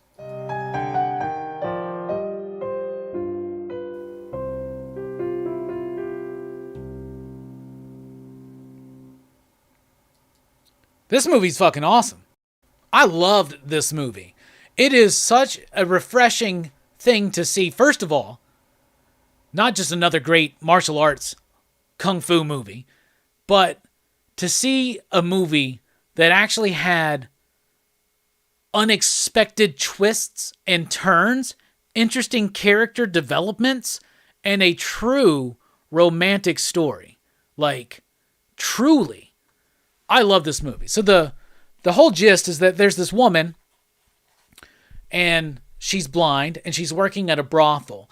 But there's this... So this is set like back in the day in China, and these two government officials formulate a plan to find out about this like terrorist organization, this revolutionary organization called the House of Flying Daggers. And the former leader of this sect of revolutionaries, the daughter was blind. So this blind woman shows up at this brothel, and she's displaying martial arts skills. So they formulate this plan. They're going to send this dude to fall in love with her, or to seduce her, right? So their whole journey, right? So they capture her. He acts like he's breaking her out of prison, and he's taking her back to the House of Flying Daggers. So he's trying to figure out who the new leader is and where their base is, right? Where the rebel base is. But throughout their course of this journey, they legitimately are developing like a love and a connection with one another. And it works. It freaking works. It builds it up so freaking well. So she's this blind girl, but she's got this great martial arts ability. He's pretty cool. He's got this roguish charm about him that really works. And their dynamic, their relationship works. It does get a little bit too... It gets a little melodramatic at times because of the way the story has to present itself, where it opens and ends in certain different ways in certain scenes. But like in certain moments, he's all about her and she's holding back. And then when she's all about him, he's holding back. But it all does develop naturally and organically with what these people are going through. Because even though he is a plant from the army is after them, and they are not like understanding or caring about who he actually is. So in the midst of that, he's questioning where he's coming from. He's questioning his motivations. Turns out, though, another twist, she's lying too. She's not the daughter of this dude. She ain't even blind. She's a member of the House of Flying Daggers who was sent there to formulate this plan, because the dude who sent the other dude on this mission to seduce this chick is, in fact, not only his friend, not just a member of the government. Dude, he's actually a member of the House of Flying Daggers, too. He's been, like, undercover for 3 years, and he's in love with this chick, too. Now we got a romantic triangle, right? But this dude, as cool as he wants to be, he starts getting a little creepy, kind of forcing himself too much on this chick, and it gets a little uncomfortable. So meanwhile, she is sent out to kill this dude, but instead, they wind up, knocking boots, and the love gets rekindled, right? But it's so real, and it's a true kind of tragic scenario where he's on one side, she's on the other. It can never work, but then you got this other douchebag in between, and he winds up killing her when he finds out that she slept with this dude. So he seemingly kills her, but she actually comes back, because that leads to these two dudes confronting each other at the end in a pretty epic fight, and pretty bloody, brutal fight with a lot of emotion attached to it. And then she's still alive a little bit at the end. And then there's this really great kind of Mexican standoff scene where I kept thinking all three of these motherfuckers are about to die. But instead what happens is that he doesn't throw the knife to kill him, but she still pulls the knife out of her heart to throw it to save him. But none of them actually try to kill anybody, but the sacrifice in the end is hers. And what a crazy freaking finale. So many twists in this movie, Bob. You are 100% right. And then the fight scenes are great. The dance scene at the beginning is great. The fight stuff with her, the fight stuff with the dudes, but the bamboo forest scene, that whole thing to me is magical, dreamlike, ethereal, but still very, very grounded in the suspenseful, tense nature of the scene. The bamboo stuff was absolutely amazing. This movie slaps for me. I'm giving it 4.5. You digs.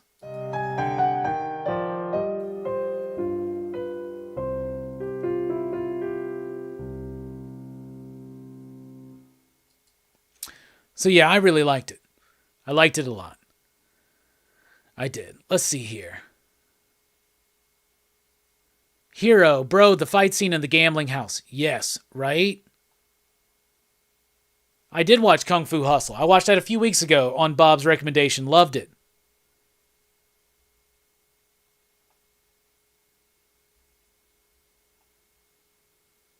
I hope this doesn't go to Bob's head, says Sleepy Reader. Don't talk about my seafood like that. Yeah, he did catch the feels. Fable says he loves this flick. Bob says so many twists, it's so good. Cinematography with all the vibrant imagery. Yeah, Jorm, the cinematography on this movie is absolutely spectacular. And that was what I was noticing. I was like, this is like shot like Hero. Like, and it feels like it's trying to, I don't think it's as good as Hero, but Hero I gave 5. This one I'm giving 4.5. I mean, that's like, we're talking about apples and oranges almost, right? But I loved it. Because at first I was like, okay, I like this love story. But then it could have gone just a simple direction from that point, but it doesn't. Like, the twist with her not actually being blind, all that, it recontextualizes other elements of the movie. But it is even though everybody's like lying and deceiving one another, the emotions are real. And that comes across. And it's shot so beautifully. I was like, this has got to be something like with Hero. And when I was looking up some of the images, I was looking it up on IMDb, and I realized this is the follow-up to Hero. And that works. So, Bob, another fantastic fucking pick.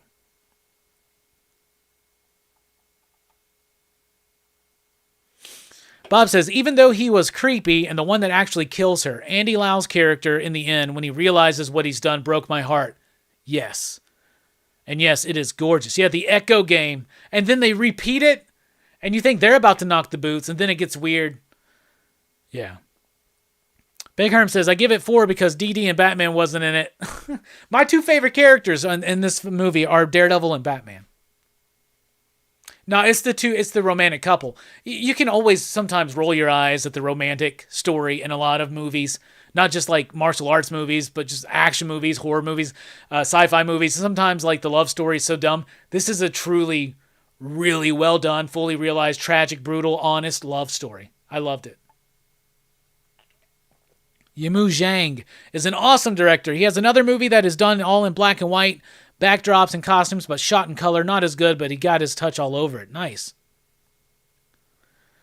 Fable's favorite character in House of Flying Daggers was definitely Daredevil. Oh, and the music in this movie.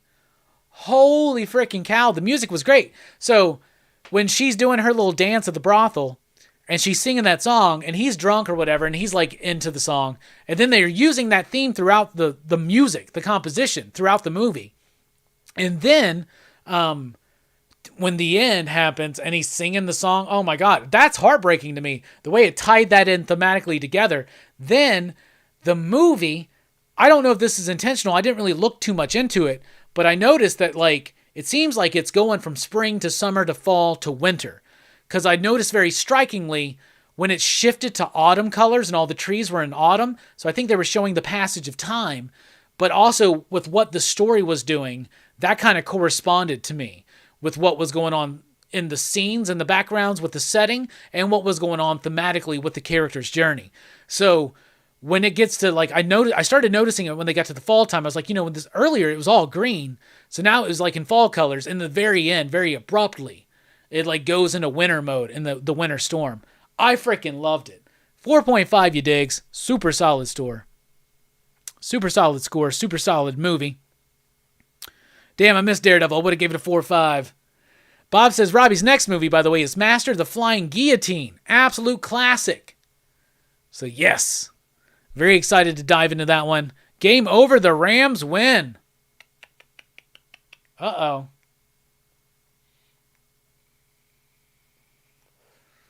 Bob says, you nailed it thematically, and that song plays in different tempos and ways throughout the whole movie. Station. Yeah, man. Really, really freaking liked it, man. It's like starts out spring fling, gets into summer love, then, the fall heartbreak, and then winter's cold. It's a hazy shade of winter by the end of this movie. You know what I'm digging? Hell yeah.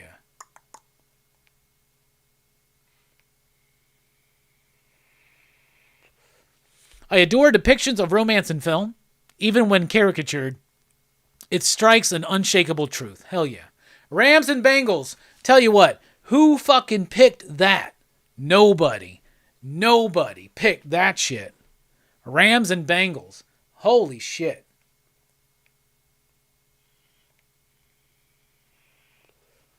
Rams and Bengals. Bengals. I always want to say Bengals. Speaking of hazy shade of winter. That's a good one. But I liked the movie, Bob. I thought that was really good. I had a fucking piece of shit thing. I had to try to get my money back. I rented it on YouTube, and then it wouldn't fucking play. So then I rented it on Amazon Prime, and it did play. So I had to let YouTube know I wanted my money back. So I should have just bought the damn Blu-ray. I should just trust you and buy these fucking things on Blu-ray. Everything I've watched for the most of the things I've watched I really want on Blu-ray. Like I got to get Invincible Shaolin now. That was last week's movie. I fucking loved that movie. I like this movie. I got Hero on DVD, but I got to get that on Blu-ray. These movies are beautiful, man. These movies are gorgeous. It's a whole aspect of cinema that I am just now starting. But I am well more versed now than I was before. So that's pretty freaking cool. So there you go. So who do you think's going to win the Super Bowl? Darkside says Rams got that all day. Well, you never know. We now pause for station identification. Who's going to win the Super Bowl?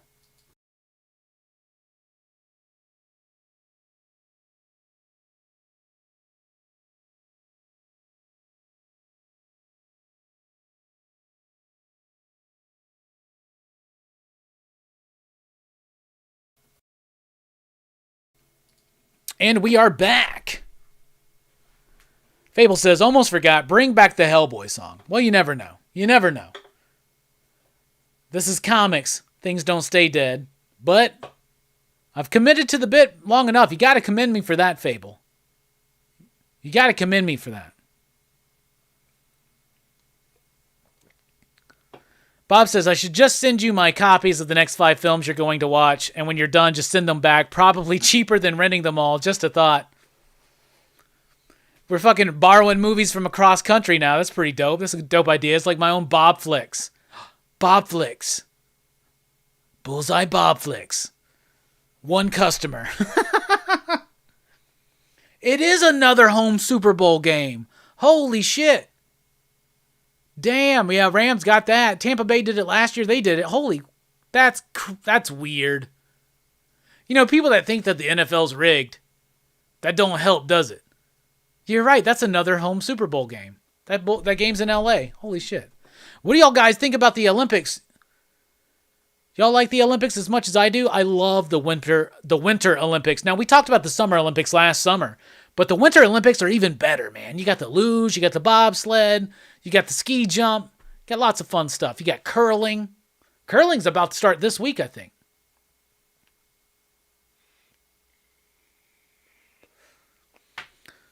Architectural Foam Panels and Columns says, fun stream. I'm too blazed for this. Got to get something to eat. Peace all. Hell yeah. Station. Enjoy it. Titans fell short this year, but like a prophet once said, I'll be back. I like the women's long jump. Well, that's a summer Olympic. All right. Let's get everything set up here. All right. It's not time for a Marvel in the 90s. But it's time for Image in the 90s. And today we're talking about Shadowhawk number 0. This one is by Rob Liefeld. So this is part of the Image X month, where all of the creators of Image swapped books. And Rob Liefeld went over to Shadowhawk, and he did a Shadowhawk number 0. Wild cover, straight up. Everybody remember that Spider-Man, I think it was a Milo Manera or something cover, that caused a lot of controversy? Rob Liefeld did it first, just gonna say. But this is a 0 issue, and it's a really interesting one.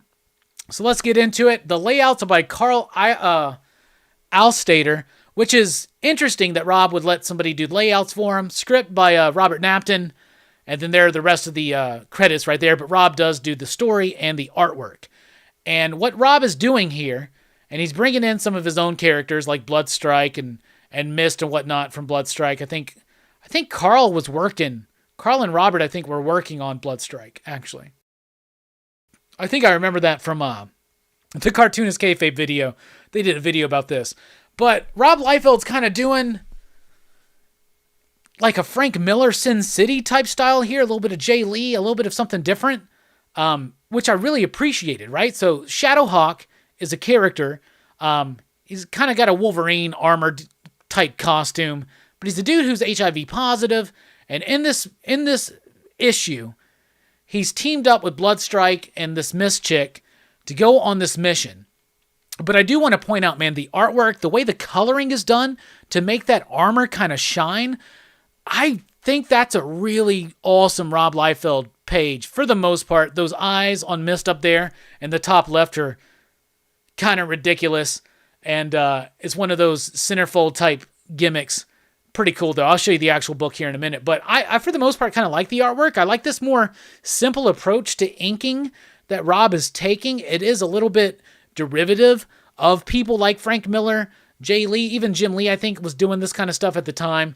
But the story is that Shadowhawk gets coerced into joining this team this dude's going to weaponize HIV, and he's going to infect a majority of the population with it. Now, Shadowhawk is HIV positive, and so there is the promise that he could find a cure to HIV at the end of this. But he's got to go and stop this HIV bomb, basically, right? But really kind of held back for Rob Liefeld. It still has the energy. It still has that dynamic quality, but it's a different ink. It's a different ink work that I find rather fascinating and really wish that we could have seen more from Rob in this kind of vein, because I think it's got energy. I think that line work is pretty solid. The inking is really cool. And yeah, he's aping on someone's style, but this could have developed into something really interesting for him that could have really helped him, I think, as an artist. You also see, though, the lack of backgrounds, all done by the coloring. They're the ones that are trying to, elevate this. Especially the backgrounds are adding some dimensionality, some depth to certain elements, including that armor sheen that I think looks really freaking cool, especially with the line work. But he doesn't commit to the bit throughout the entire issue. You see a lot of pages with some heavy blacks that really work, and I think would eventually develop into an interesting style for Rob Liefeld. But then you got pages where it gets a little bit freer, a little bit loose, a little bit less black, a little bit less confidence in that black, and throwing so much of it on the page. That's why I love people like Mike Mignola, Francisco Francavilla, because it's when you see less like blacks, like in less negative space, that sometimes that's less confidence, right? That being said, the story itself is all right. So he winds up, he goes there, he he finds this HIV bomb. He's got this stuff that he's got to like put into it to dissolve it or whatever. And even though it's a little bit try-y at times, he eventually does get to stop the bomb, right? And that's what this scene is right here. And Shadowhawk by Jim Valentino is Wolverine-esque, but not as Wolverine-esque as when Rob Liefeld's doing it. But there is something about the artwork here and the coloring in particular, adding a little bit of depth, because there is no background on that, yo. That background, that microscope even, is all fucking coloring, which is really interesting. So that's definitely a forebear into where we're going to go into. But some really interesting Mike Mignola-esque bits there. Like, kind of interesting to me, and the way it worked. Like I said, I just wish that this could have continued.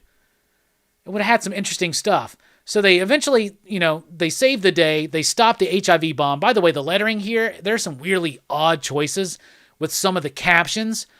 There's a point where there's like black lettering on like a blue box or blue on black, and it just does not work. You can't even fucking read it. But eventually they get away, Bloodstrike, Mist, and Shadowhawk.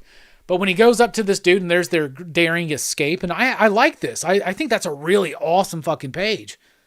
Did Rob Liefeld do that? We'll see. But then the dude goes, okay, you did the deed. I promised you a cure for HIV, and I always make good on my promises, except for when I don't. And then he like shoots Shadowhawk. And then Shadowhawk wakes up, and there's a hologram there, and it's the dude being like, this is the guy that you need to find to get a cure for HIV. So it sets, I don't know if it sets the series in a new direction or whatever, probably not. But I like the artwork in this book. I think it's pretty solid. It's a dumb story, but it's simple enough. It gets the job done. It doesn't overstay its welcome.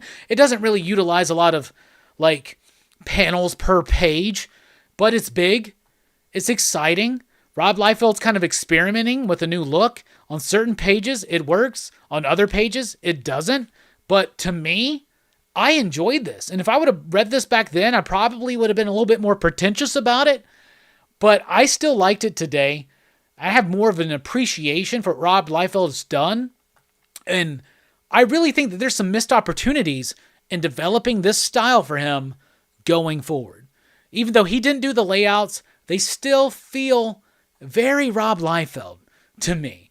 But it was a great issue. I found it in the 50-cent bin. I'm sure you can find it in similar places at your spots. So there's my issue right there. I got this, like I said, for 50 cents. It's beat up, but it's worth it. It's pretty cool. So it is interesting that Rob Liefeld's not doing the layouts. It feels like it's kind of phoned in. Maybe he did less, but I also feel like he's really trying to stretch. Like, that's one of my favorite bits. And if you look, it's early in the page count. It's page 2 and 3. That's Rob when he still had a little bit more time before the deadline hit, right? Which he never made his deadlines back then. But that, to me, is fucking one of the best images of Shadowhawk I've ever fucking seen. But I like the book. It's got computerized coloring. That is the highlight of the backgrounds. The figure work's not quite super strong. It's not the greatest, but it's got energy. There's always something big and explosive happening on almost every page. It's an easy breezy story. It's easy to understand. This dude's got HIV. Somebody's dangling a cure in front of them. Plus, they're using HIV as a weapon. They're weaponizing it. And this is, from an era where things were way different and wasn't necessarily always talked about, or it was overly talked about. But here's a cool thing. Man, look at the coloring on that. The coolest thing about this damn issue is that there is a Shadow Bart pinup by Matt Groening with Bill Morrison. And it's still in this issue that I picked up. Look at that. There's a piece of me that wants to find another one of these just so I can pull this out and hang it up on the wall. That is the coolest thing in this issue. But I like it, man. I really like that right there. That's strong. I like that. Figure drawing says I'm being diplomatic. I'm not being diplomatic. There are pieces of this that I really freaking like. And some pieces that I don't. But I think that it would have been interesting to see Rob kind of develop this style a little bit further out. Probably would have gotten more stuff done too. There's an ad right there for Todd Toys. Back before it was McFarlane Toys, it was Todd Toys. Line Wave 1. That's pretty freaking cool. So yeah, there it is. Shadowhawk number 0. I liked it. Overall, I'll give it actually 3.5 you digs, because I think it's an interesting art choice for Rob Liefeld. I think it's a cool Shadowhawk story for its time. It's not going to break any ground. It probably deserves 3 you digs, but that Bart Simpson Shadow Bart thing makes it 3.5 you digs 100%. So that's what I'm going to say, and that was Image in the 90s.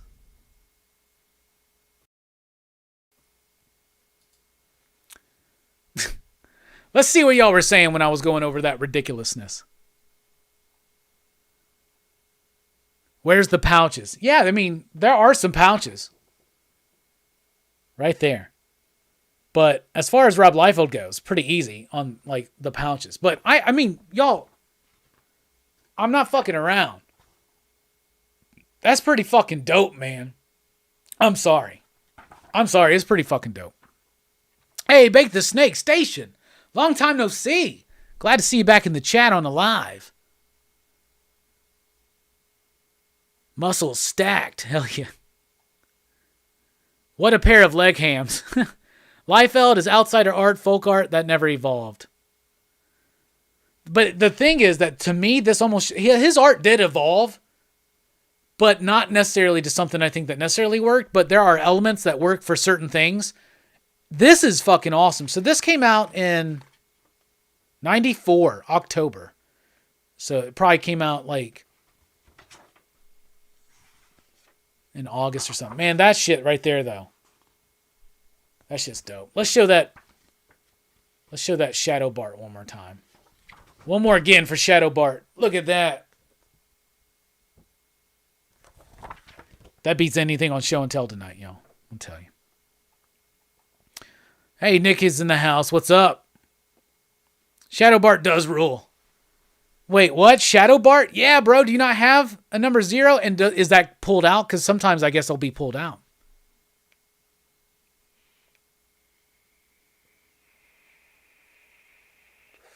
$19.94. I was listening to Dookie, Nirvana Unplugged. Bro, I keep opening it up and I keep going to this damn page. Like, I fucking love that Shadowhawk right there. If I owned a piece of original Rob Liefeld artwork, I'd probably want this. You know, when I was watching it on Cartoonist Kayfabe, they were like, I want to see it in black and white. And I would too. There could be a little bit more use of the blacks, but this, you know, it's not something that Rob was confident or used to. This has an attempt at a different style. And he only really did it, I think, this one time. I don't know. I have to get more into it. It is my goal to read every Rob Liefeld comic. So, and even own them. So if you got any Rob Liefeld comics that you don't want anymore, you can send them PCP's way, y'all. We're accepting donations of VHSs and Rob Liefeld comics. That Shadow Bart is dope as shit. All right, anyway, we're taking a quick break. When we come back, we're going to be talking about X-Men Animated Series, Episode 5, Captive Hearts. We're going to be doing Top 5 Movies of 1974, Show and Tell, and more. Show's not over. Still a lot of fun to be had. We'll be right back.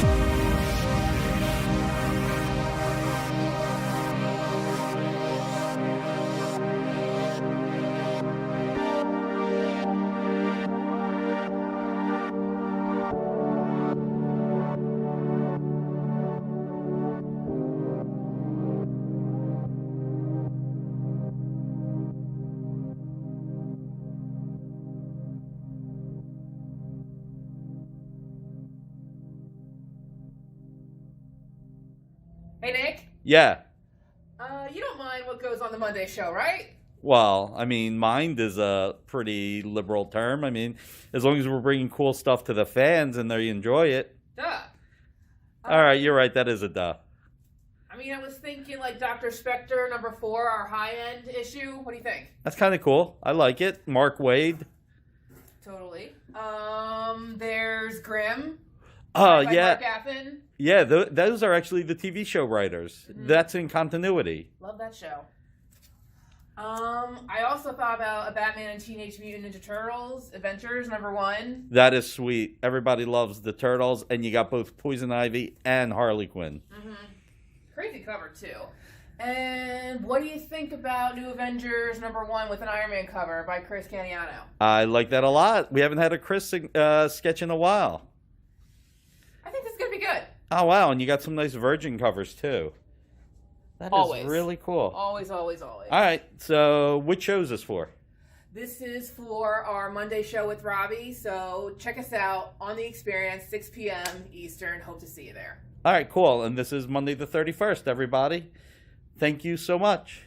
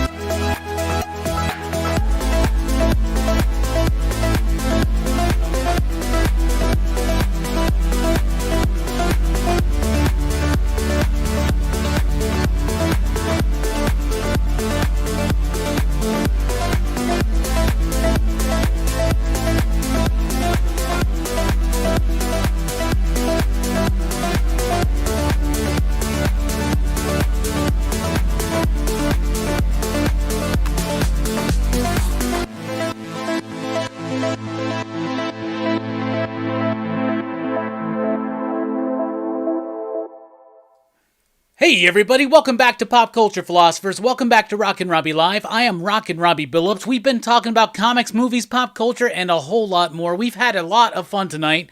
We talked about our favorite comic books of last week. We looked ahead at what was coming up in shops this week with the DC sneak peek as well. We talked about House of Flying Daggers, the latest step in my kung fu martial arts cinema journey, directed by Bullseye Bob. And then we did Image in the 90s, Shadowhawk number 0, by Rob Liefeld. And now, we've got even more fun. X-Men Animated Annotation, Top 574 movies, Show and Tell, Final 9, and even more. You can find podcasts and more, speaking of more, over at popculturephilosophers.com. You can also join us over at Facebook and on Instagram. If you're on Facebook, join the PCP Army, the official Pop Culture Philosophers Facebook group. Pardon me, though that was muted. I saved you from that. Anyway, also you can follow me on Twitter at @TheRockinRobbie. If you want to support the channel, you can do so with Super Chat, or you can do so over at patreon.com/PCP. Unlock exclusive bonus early access type material. For instance, weekly comic book reviews go live in an audible or an audio downloadable version hours before they drop here on YouTube. That's over at patreon.com/PCP. Also, when the podcast comes back in mid-February with the Bondcast, that's going to be streamed live while we're recording it on Patreon. We also have the Joe Corallo conversation that's up on Patreon right now. We stream that there. It's available there until it releases to the general public, probably next week. Probably actually on Sunday night at 7, because we're not going to be here next week for Rockin Robbie Live, and we're not going to be here the following week because that's Super Bowl Sunday. So the next 2 weeks there will not be a Rockin Robbie Live, but when we come back after that short break, we're going to be talking about Master of the Flying Guillotine. We're going to be talking about Wolverine and Kitty Pryde 80s miniseries. We're going to be talking about lots of fun stuff. So there you go. Cloud Kickers in the house. What's up? Rams to the Super Bowl. Yeah, it's going to be an interesting Super Bowl. Not one of Fables, but I definitely got to get some more Fable tunes up on here. I definitely need to. Fable, you got anything new? What do you want to hear on here, Fable? Send it to me. Just not that Transformers one. I can't monetize on that one for some reason. Though I love that shit, man. Oh, man, about a year ago, we did Transformers the movie for PCP Movie Night. But tomorrow night for PCP Movie Night, what are we doing? Small Soldiers. Very excited to revisit this Joe Dante classic. We're gonna have a really good panel, I think, for tomorrow night, too. Of course, me, Jelani, and Brooks, but some surprises. It's going to be fun. Dylan's Horror Show rolls on through Saturday night, 7:05-ish p.m. time, Central. We're going to be talking about Blood Diner. Y'all, don't sleep on it. Watch it. You know you want to. So how's everybody doing? What's the address to send a care package? Well, Ronald, I appreciate that. I really do. Reach out to me on one of the socials. Instagram, Facebook, Twitter. Email at popculturephilosophers@gmail.com. And I'll let you know. The Name Changes says, I like the animated series, but the X-Men Evolution was so dope. I never really got into X-Men Evolutions. I really liked Wolverine and the X-Men. I thought that was a really good series. Will Tommy Lee Jones be joining the Small Soldiers live stream? I wish. Yeah, John, Joe Dante, man. I'm really excited to talk about it. It was a fun revisit for me this week. I watched it with Jamie. Jamie watched it for the first time. She gave it 5, you digs. You can go for a walk and listen to Robbie's reviews on comics. A lot of great perks as a Patreon. So join the rest of us over on Patreon. Thank you, TM Nerdy. Why don't you throw out a link there? Patreon.com/PCP. Now, we really do appreciate all the support. Just being here and participating in these chats, watching, it's the best. So we were talking about the X-Men animated series. So let's get into it, because tonight we're going through it. We're on episode 5. It's time for an annotation on X-Men animation.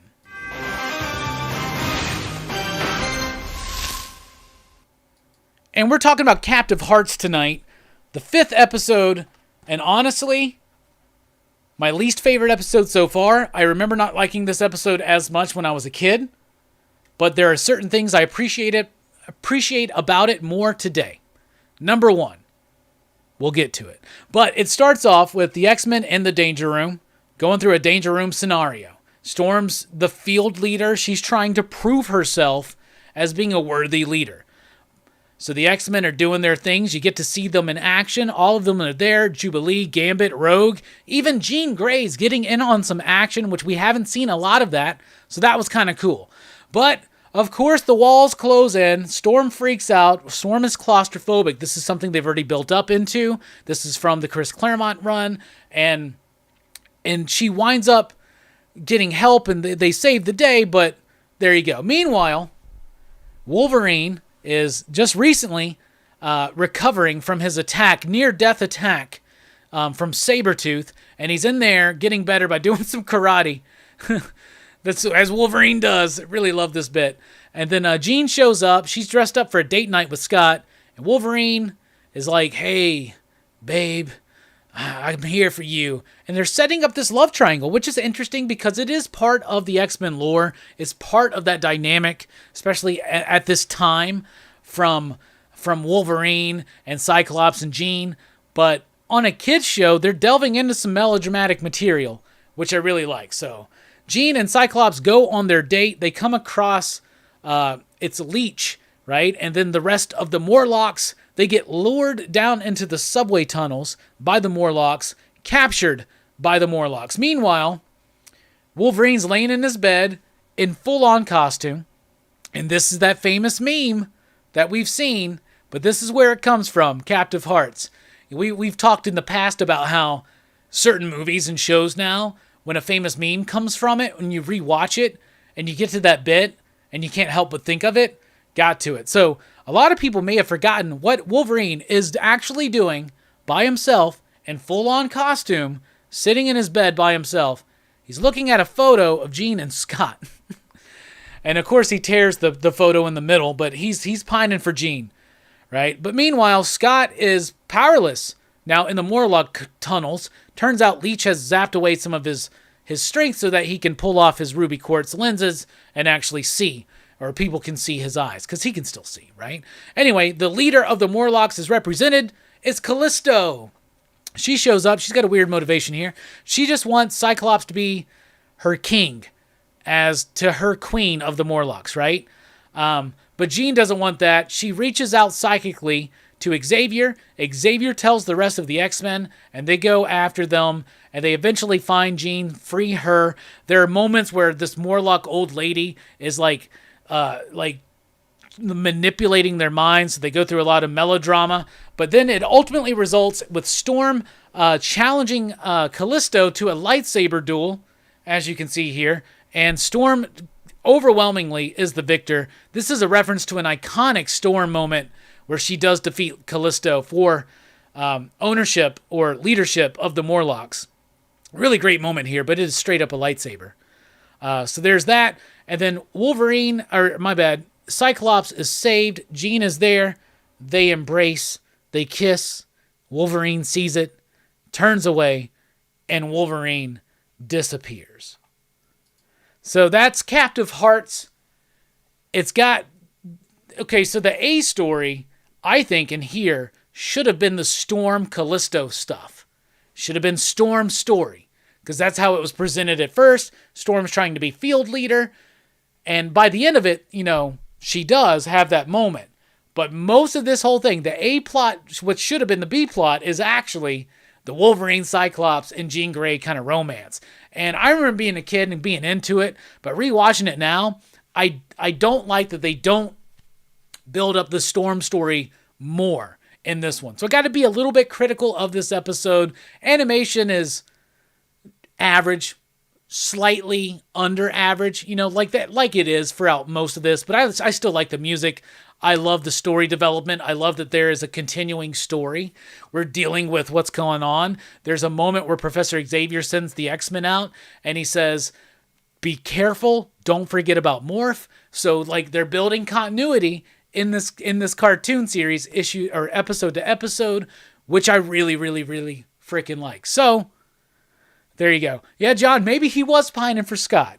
I mean, you never know, right? Because now there's kind of like a Jean, Scott, Wolvie thruple thing kind of going on. Anyway, Wolverine leaves at the end of it. Should have been more of Storm's story, less on that romance. If that was the B plot, if it was just shifted a little bit, would have wound up a little bit more impactful for me.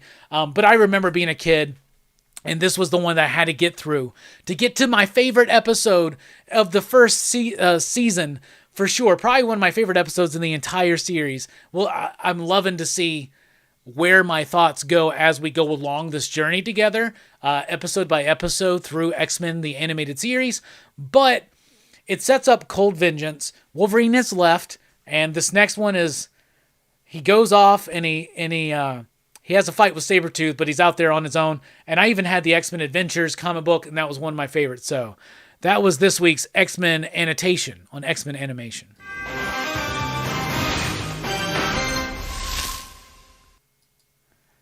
Captive Hearts, all right. I'd give it a 3.5, you digs. 3.5, you digs. Now Storm is a Jedi Knight. You know it, bro. You know it, man.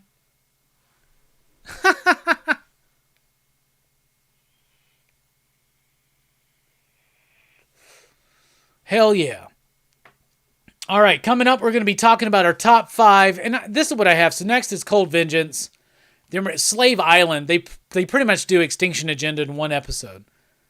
The introduction of the Juggernaut, it gets wild. There's some good stuff. I might think Cold Vengeance might be, those first 4 episodes are so strong. This was the first one to me that was clinically weak, but 3.5 is still as solid. It's still developing those roles, still doing the thing. It's a minor nitpick to me, where if they redid it, Storm story should have been the A story. Right? There you go. That's all I'm saying. PJ King in the house. X-Men animated series was always fun to watch as a kid. It is too bad the X-Men movies never used this animated series as a template. You know, what's funny is I was thinking about it, though, because when they first did that first X-Men movie, if you look at this cast, you take out Beast and Gambit, because you got to get a little bit simpler. You replace Rogue into the Jubilee role. That's the X-Men movie. It's Wolverine and Rogue, Cyclops, Storm, and Jean Grey. So I wonder if that was, and that was intentionally, like, in the 90s, they were like, that was mostly the B team, but Storm was the gold team, so was Jean. But it's got a lot of the B team in there, the Jim Lee ones. Anyway, Storm's badass. But yeah, I think because it's known that Bryan Singer didn't read a lot of the comic books when he did the first X-Men movie. He read some of the comics before he did the second, and you can tell. But, like, I think that I really were like, okay, too many characters. Cut out Beast, cut out Gambit, cut out Jubilee, but make Rogue the Jubilee character. Like, where we get to learn about these characters. And then keep the rest. And I think that was the influence that the animated series had on the movies, at least at first. Storm is also a love interest for Wolverine. He's a ladies' man. Yeah. And Storm's a man's woman. Sounds different, doesn't it? Sounds different. All right. Shifting gears, let's go into movies. Let's go back in time to 1974. What are your top 5 movies from 1974? I've compiled my list. There are some honorable mentions. Where are they? Honorable mentions. Alice Doesn't Live Here Anymore. And Blazing Saddles. Blazing Saddles didn't quite make my top 5. Why? I guess you have to see what they are. Let's get to it.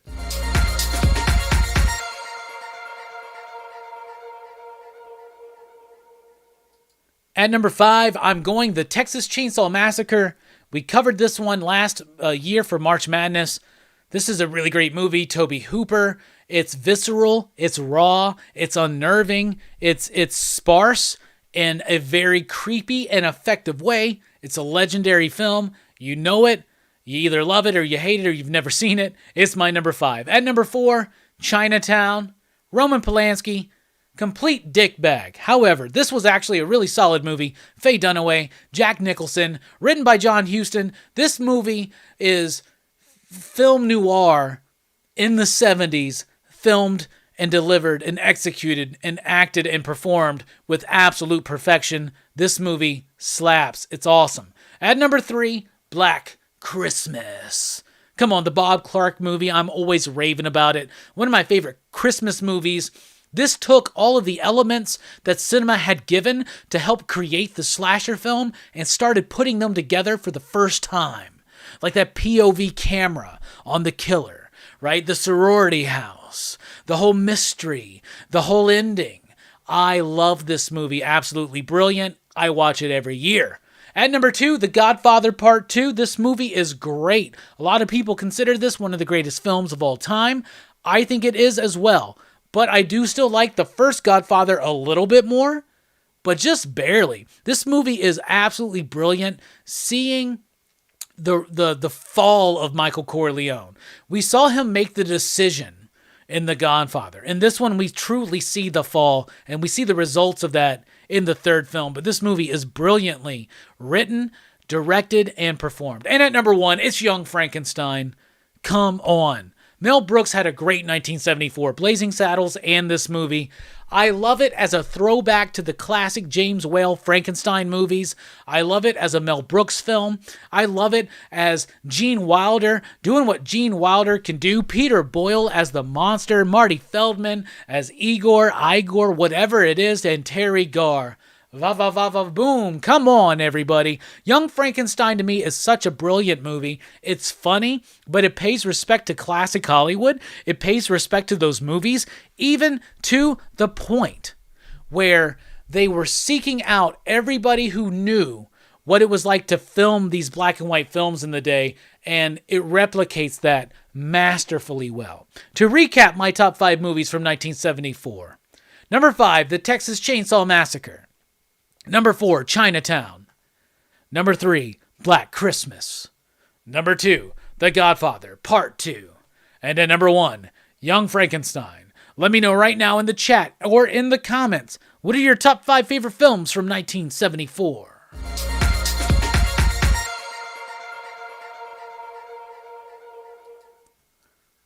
I'm curious to know. All right, William says, 1974 films, Blazing Saddles, The Longest Yard, Phantom of the Paradise, Young Frankenstein, Texas Chainsaw Massacre. Hell yeah, bruh. I haven't seen Phantom of the Paradise since I was in high school, so it's not the freshest on my mind. Longest Yard is dope. Blazing Saddles, man. Blazing Saddles almost made it. Alice Doesn't Live Here Anymore almost made it too, but this was a tough one. What's crazy is when we started going through the 70s, in 1970 and 71, I was like, this is hard. I haven't seen a lot of these movies. I've really only seen like 5 or 6 of these films. But now we're getting into territory where I have seen more of these films. PJ says, I love Texas Chainsaw Massacre. The way the movie is shot makes you uncomfortable to watch it. Yes, absolutely.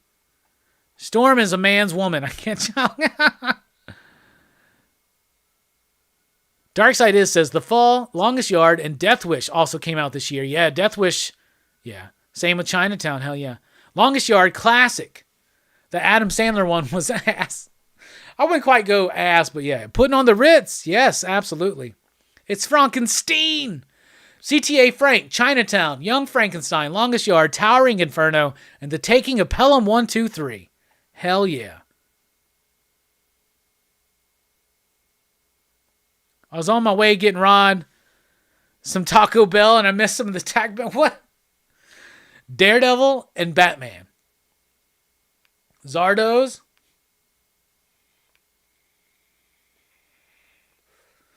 Love that movie, Young Frankenstein. Scared the hell out of me. Homer Simpson and Mel Brooks. Hell yeah. I fucking love Young Frankenstein. It's my favorite Mel Brooks film. And I'm a big Mel Brooks fan. I would love to. We've never done a director's spotlight on PCP Movie Night. We've done it on Dylan's show, but he doesn't like doing them the way I like to do them. We usually do it for a podcast. We need to do a Mel Brooks podcast. John, if you're still here, Mel Brooks podcast coming soon. How about it?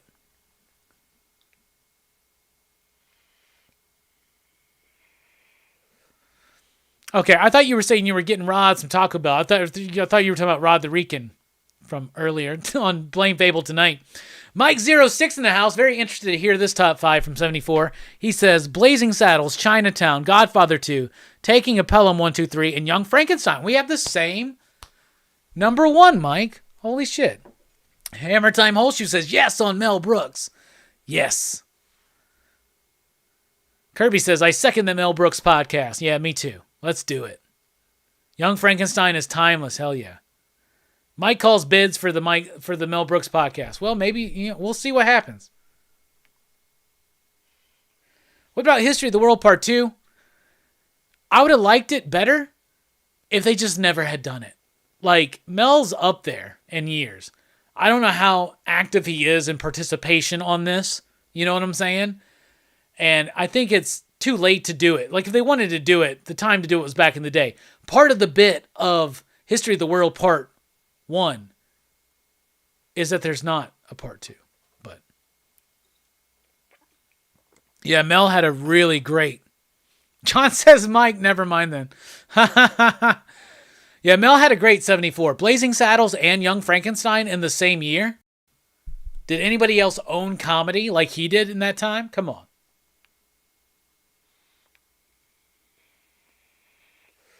Yeah, we're doing a Mel Brooks podcast. I got to write that down. Hey, John and Mike, remember that. We should do that. Well, Mike's going to be out of town for a couple months, so we can't do it super soon, as I would want to. I'd like to do it for episode 3 back, but we'll see. We'll figure it out. Doesn't matter. All right, show and tell time. For show and tell tonight, I don't think you could do Blazing Saddles nowadays. A lot of people say that, and I feel that statement. So I bought this loose, but it's a Shockwave from the newer Transformer line. I really liked Shockwave, liked the design, so I wanted to get a version of Shockwave that would fit with my current Transformer toy collection. So I got that. I got this Motu Origins Sorceress. Station a mic for all these finds, by the way. But I got this Motu Origins Sorceress because Sorceress is an expensive one. So to me, this is going to be a placeholder until I get one. If anybody's not listed their top 5 74 films, please do so. Picked this up this week. We got Kevin Eastman coming into town in April at our local con. So I picked up the Ultimate Collection of TMNT #1. This is the first 7 issues plus the Raphael one-shot. Reprinted in that glorious black and white, a little bit oversized. So I'm going to start collecting these up. Get Eastman to sign one of them. I don't have any original Turtle books. The previous way I had that was the Color Classics.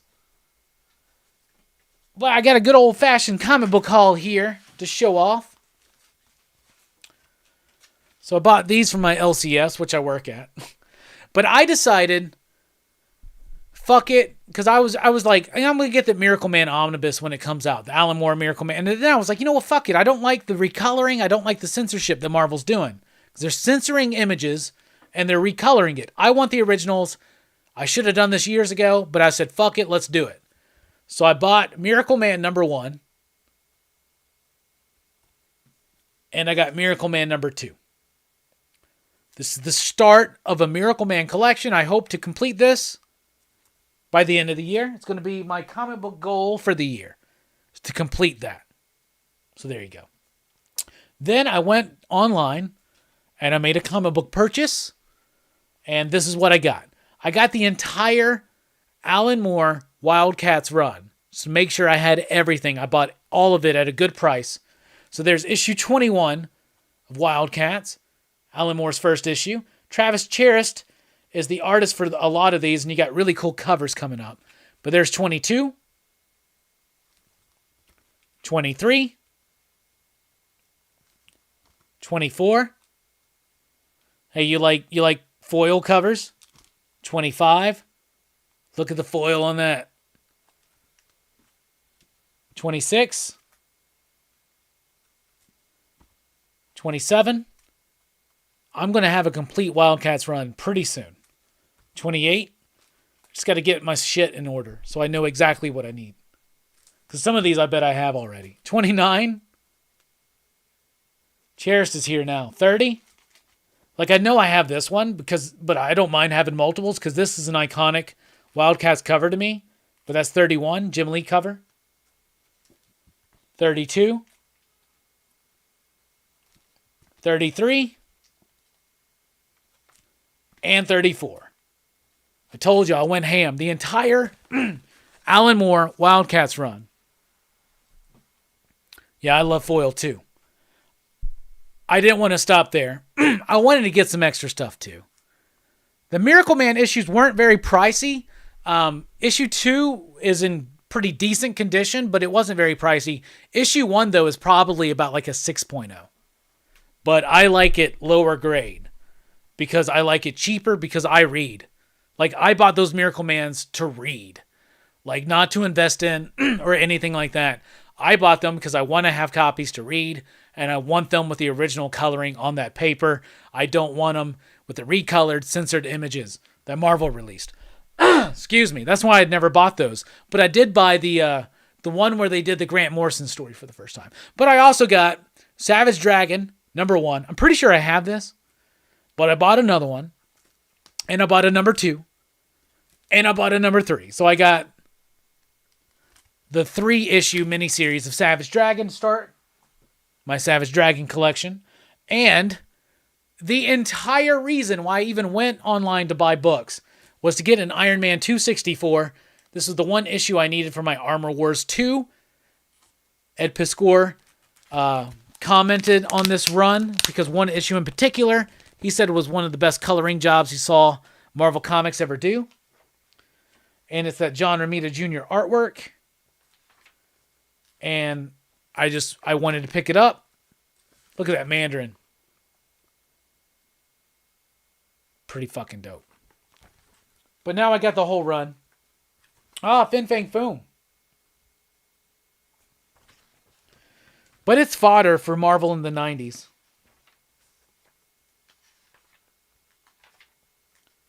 There's an Iron Man shot by John Romita Jr. I was reading it off and on during this era. But I really didn't get into it till a little bit after this. It was closer to 300. It was like 280s. That's when War Machine first showed up.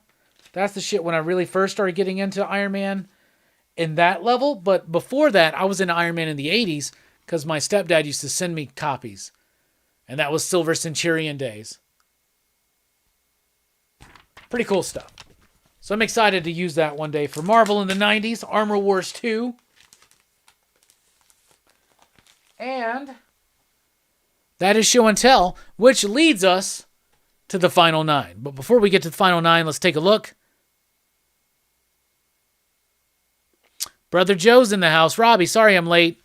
Well, I'm sorry for your loss today, bro, with the Chiefs, man. Tough game to lose, man. It's always tough to lose in overtime. Celebrating everything pop culture and beyond. Station, Bro Joe. IS Guard says, my name is Nobody, Airport 75, Blood for Dracula. Oh, that was, ooh. Texas Chainsaw Massacre, number 1, Young Frankenstein. Hell yeah. John Dillon says, Towering Inferno. Miracle Man 15 will be hard to get, I know. But I have faith in the PCP Army that we'll eventually get one. Bob says, 74 is a hard year to rank. It was such a great year for me as a kid, being exposed to so much greatness. John says, Towering Inferno, Death Wish, It's Alive, woohoo, Pelham 123, and Taking a Pelham 123, and Young Frankenstein. Hell yeah. Oh, thanks, Kevin. Oh, dude, Kevin. By the way, that's Kevin Stokes at Stoked Art, professional comic book artist and homie and friend of mine. I knew you'd love that shit, man. Got me some Travis Charest and some Alan Moore. Some fucking Wildcats, Alan Moore shit. I got me some fucking Savage Dragon and some John Romita Jr. Iron Man from fucking like 1990. Yeah, bruh. Yeah, diving into it. John Hammertime Holshoe says, God damn it, looking at Wildcats comics now. It's an easy run to piece together. Anybody can piece together a Wildcats run. Yeah, Kevin is an amazing artist, John. You are right about that. Hell yeah. Yeah, Miracle Man 15. I know. That I knew that would be the hardest. But, you know, low grades are out there and I'm willing to take low grades. But we'll get there.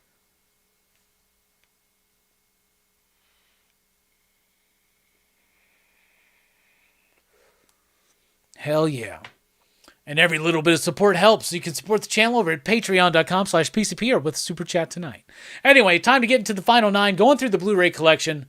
I already showed one of my favorite concert movies of all time, which is The Last Waltz. But now we got legendary Led Zeppelin. The song remains the same. What else is there to say? That shit's just awesome. Next up, Life Force.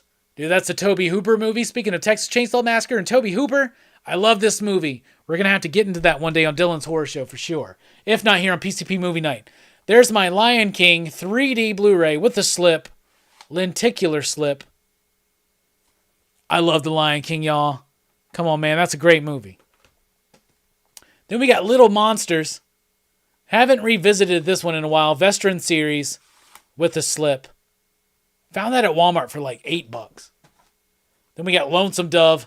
Mike wants to do a whole month of PCP Movie Night based on Lonesome Dove. Ain't no way that's going to happen. But maybe one day we should cover this. Could be really cool. There you go. Lonesome Dove. Then, and we said, if they're individually cased, they count separately. But if they're part of one collection, they don't. So there's my Lord of the Rings box set. I finally got the extended cut on Blu-ray. I found it at a Second in Charles. I got this for like $30. I was super excited. Damn, they are individually cased. I didn't even realize that. I don't know if I've really... They're individually cased. We'll still count it as one. Look at that, though. Beautiful. I still have the DVDs over there where they look like the books. I didn't realize they were legend... Damn. All right, that's cool, though. Anyway, moving on. We got Lost Boys. Cry, little sister. And then we're going to go with Mad Max. That's the Scream Factory edition. And we're going to end it with the Mad Max trilogy. So this gives me 2 copies of Mad Max, but this was the cheap way to get 2 and 3, Road Warrior and Beyond Thunderdome. So this is the better version, like it's a good transfer, and it's got special features for the first one, but I also have all 3, so it made sense to me. Let's pull out these let's look at these. Yeah, they're individually cased. I didn't realize that. And black cases for Blu-ray. Look at that. With foil? That's beautiful. Oh, man, I haven't gone through these movies in a couple years. I need to again. Oh, so good. I used to spend so much time watching the special features on these movies. Like, so much. I used to have this phase where I was dating this chick. And so I would go to her place and stay the night with her. And she would get up to go to work super early, like at 7. Now, I didn't have to be at work till like 4 or 5 that night, right? So I'd wake up at like 6 with her. She'd get ready. She'd go to work. I'd go home. I would stop usually at Hardee's and get like a egg and cheese biscuit or a chicken biscuit or something like that, right? Because at this time I was pork free. I remember that ridiculous shit. Anyway, so I would do that, and I would wind up watching either box sets of Angel or Buffy or special features of Lord of the Rings. And then I'd fall asleep, and I'd wake up at like probably 1 o'clock in the afternoon, get ready, read some books, go to work. Work till like 9 or 10, and then go see my girl. Do it all over again. That's what I used to do. No longer. Anyway, what a great show. And we got a super chat from Sleepy Reader 666. That's $25. Definitely going towards a Miracle Man number 15. Thank you so much, Damien. We really do appreciate, man. I appreciate all the kind things you say, all the support. Y'all, go sub up to Sleepy Reader 666. Really great channel. He had a live stream on earlier. I was in the middle of something, so I didn't get a chance to check it out. But I always like to check out his stuff on the replay. Somebody please throw out a link to Sleepy Reader 666's channel.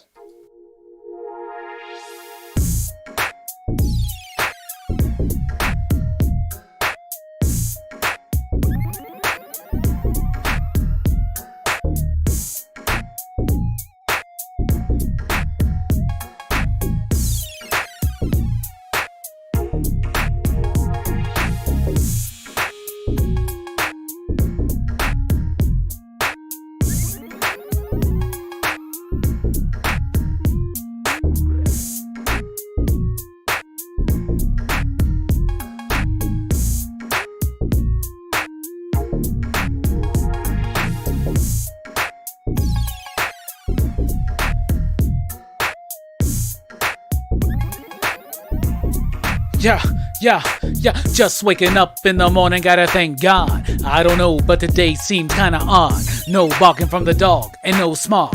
And mama cooked a breakfast with no hog. Got my grub on, but didn't pig out. Finally got a call from a girl I wanna dig out. Hooked it up for later as I hit the dough, thinking, will I live another 24? I gotta go, cause I got me a drop top, and if I hit the switch, I can make that ass drop. Had to stop at a red light, looking at my mirror, not a jacket inside. And everything is alright. Got a beat from Kim, and she can fuck all night. Called up the homies and I'm asking y'all, which park are y'all playing basketball? Get me on the court and I'm trouble. Last week fucked around and got a triple-double. Freaking brothers every way like MJ. I can't believe today was a good day.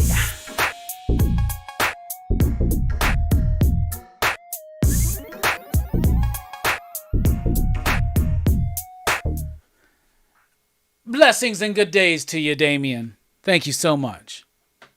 Chill Out Man's in the house. What's up, my man? Chill Out Man, get in touch with me. Give me your address. You won one of those dynamite contests. So I need your address so you can get your prize. Ice Robbie, don't even fuck around. I know a plenty of vanilla ice. Jelani in the house. Where's Jelani? Y'all fucking with me. Jelani's in the house. Station guys just came in to say today was a good day. You know it, my man.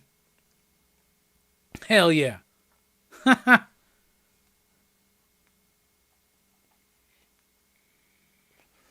All right, that's the final 9. That's show and tell. That's the show. Thank you so much for the super chat there at the end, Damien. We really do appreciate it. Thank you all so much for joining us tonight. Do not forget that tomorrow night on PCP Movie Night, we're talking about Small Soldiers. That's going to be great. And Dylan's Horror Show on Saturday night, we're talking about Blood Diner. Lots of fun and excitement. We really do appreciate it. Yeah, chill out, man. Get in touch with me on one of the socials. Thank you all so much. We are taking donations for Rob Liefeld Comics. I want to own every single one. Also, Random Issues Wildcats, Miracle Man, who knows what else. If you want to get rid of it, you can send it this way. PCP loves you. Anyway, thank you so much. We're dipping out. I've been Rockin Robbie Billups. Thanks for rocking with us. And station, pop, pop, boom. Seriously, y'all. Thanks for rocking with us. Where's the damn button? There it is.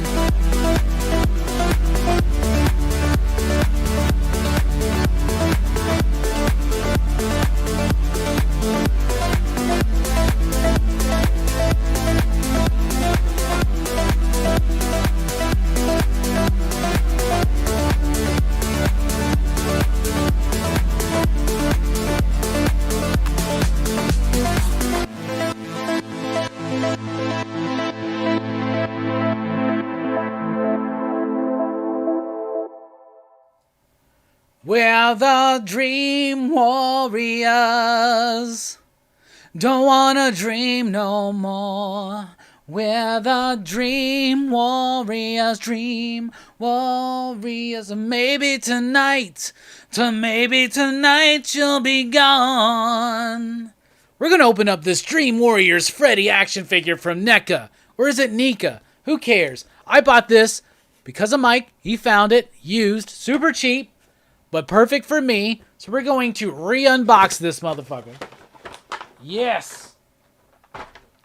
So it's Freddy, but he's from Dream Warriors, so he's got Puppet Freddy. He's got the little house. He's got the interchangeable chest with all the gnarly shit coming out. He's got the syringe hands. Yes. All right, let's just put the chest on and the hat. I'm a big fan of Dream Warriors. It's my second favorite Nightmare on Elm Street movie. So we're going to pull this chest off. Easy peasy. Put this one on.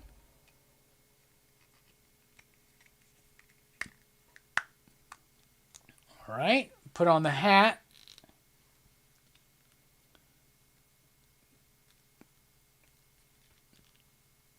Pretty dope. Look at that, y'all. Pretty dope.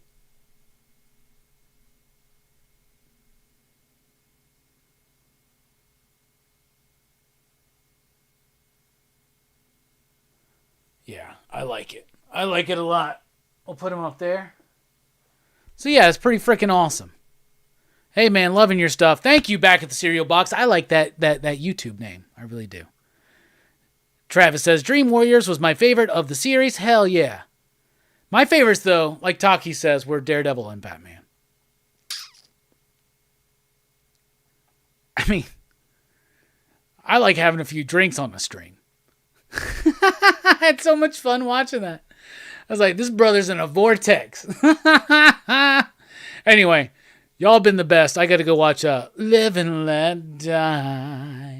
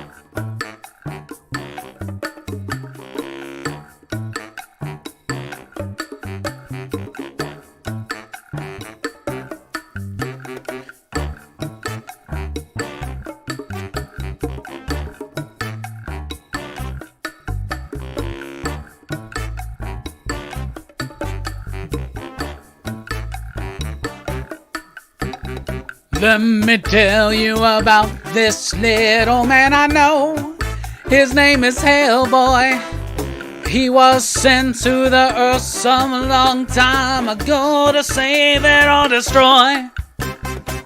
Brought to this earth by Rasputin, son of a demon and a nun who had sex with the demon, but was raised by Professor Broom. Now he fights evil and monsters. Shit. Now he fights with the man who's a fish named Abe. Now he fights with a fire starter named Gliz and an ectoplasmic mess named Johann. BPRD. Station, you're worth it. Pop, pop, boo!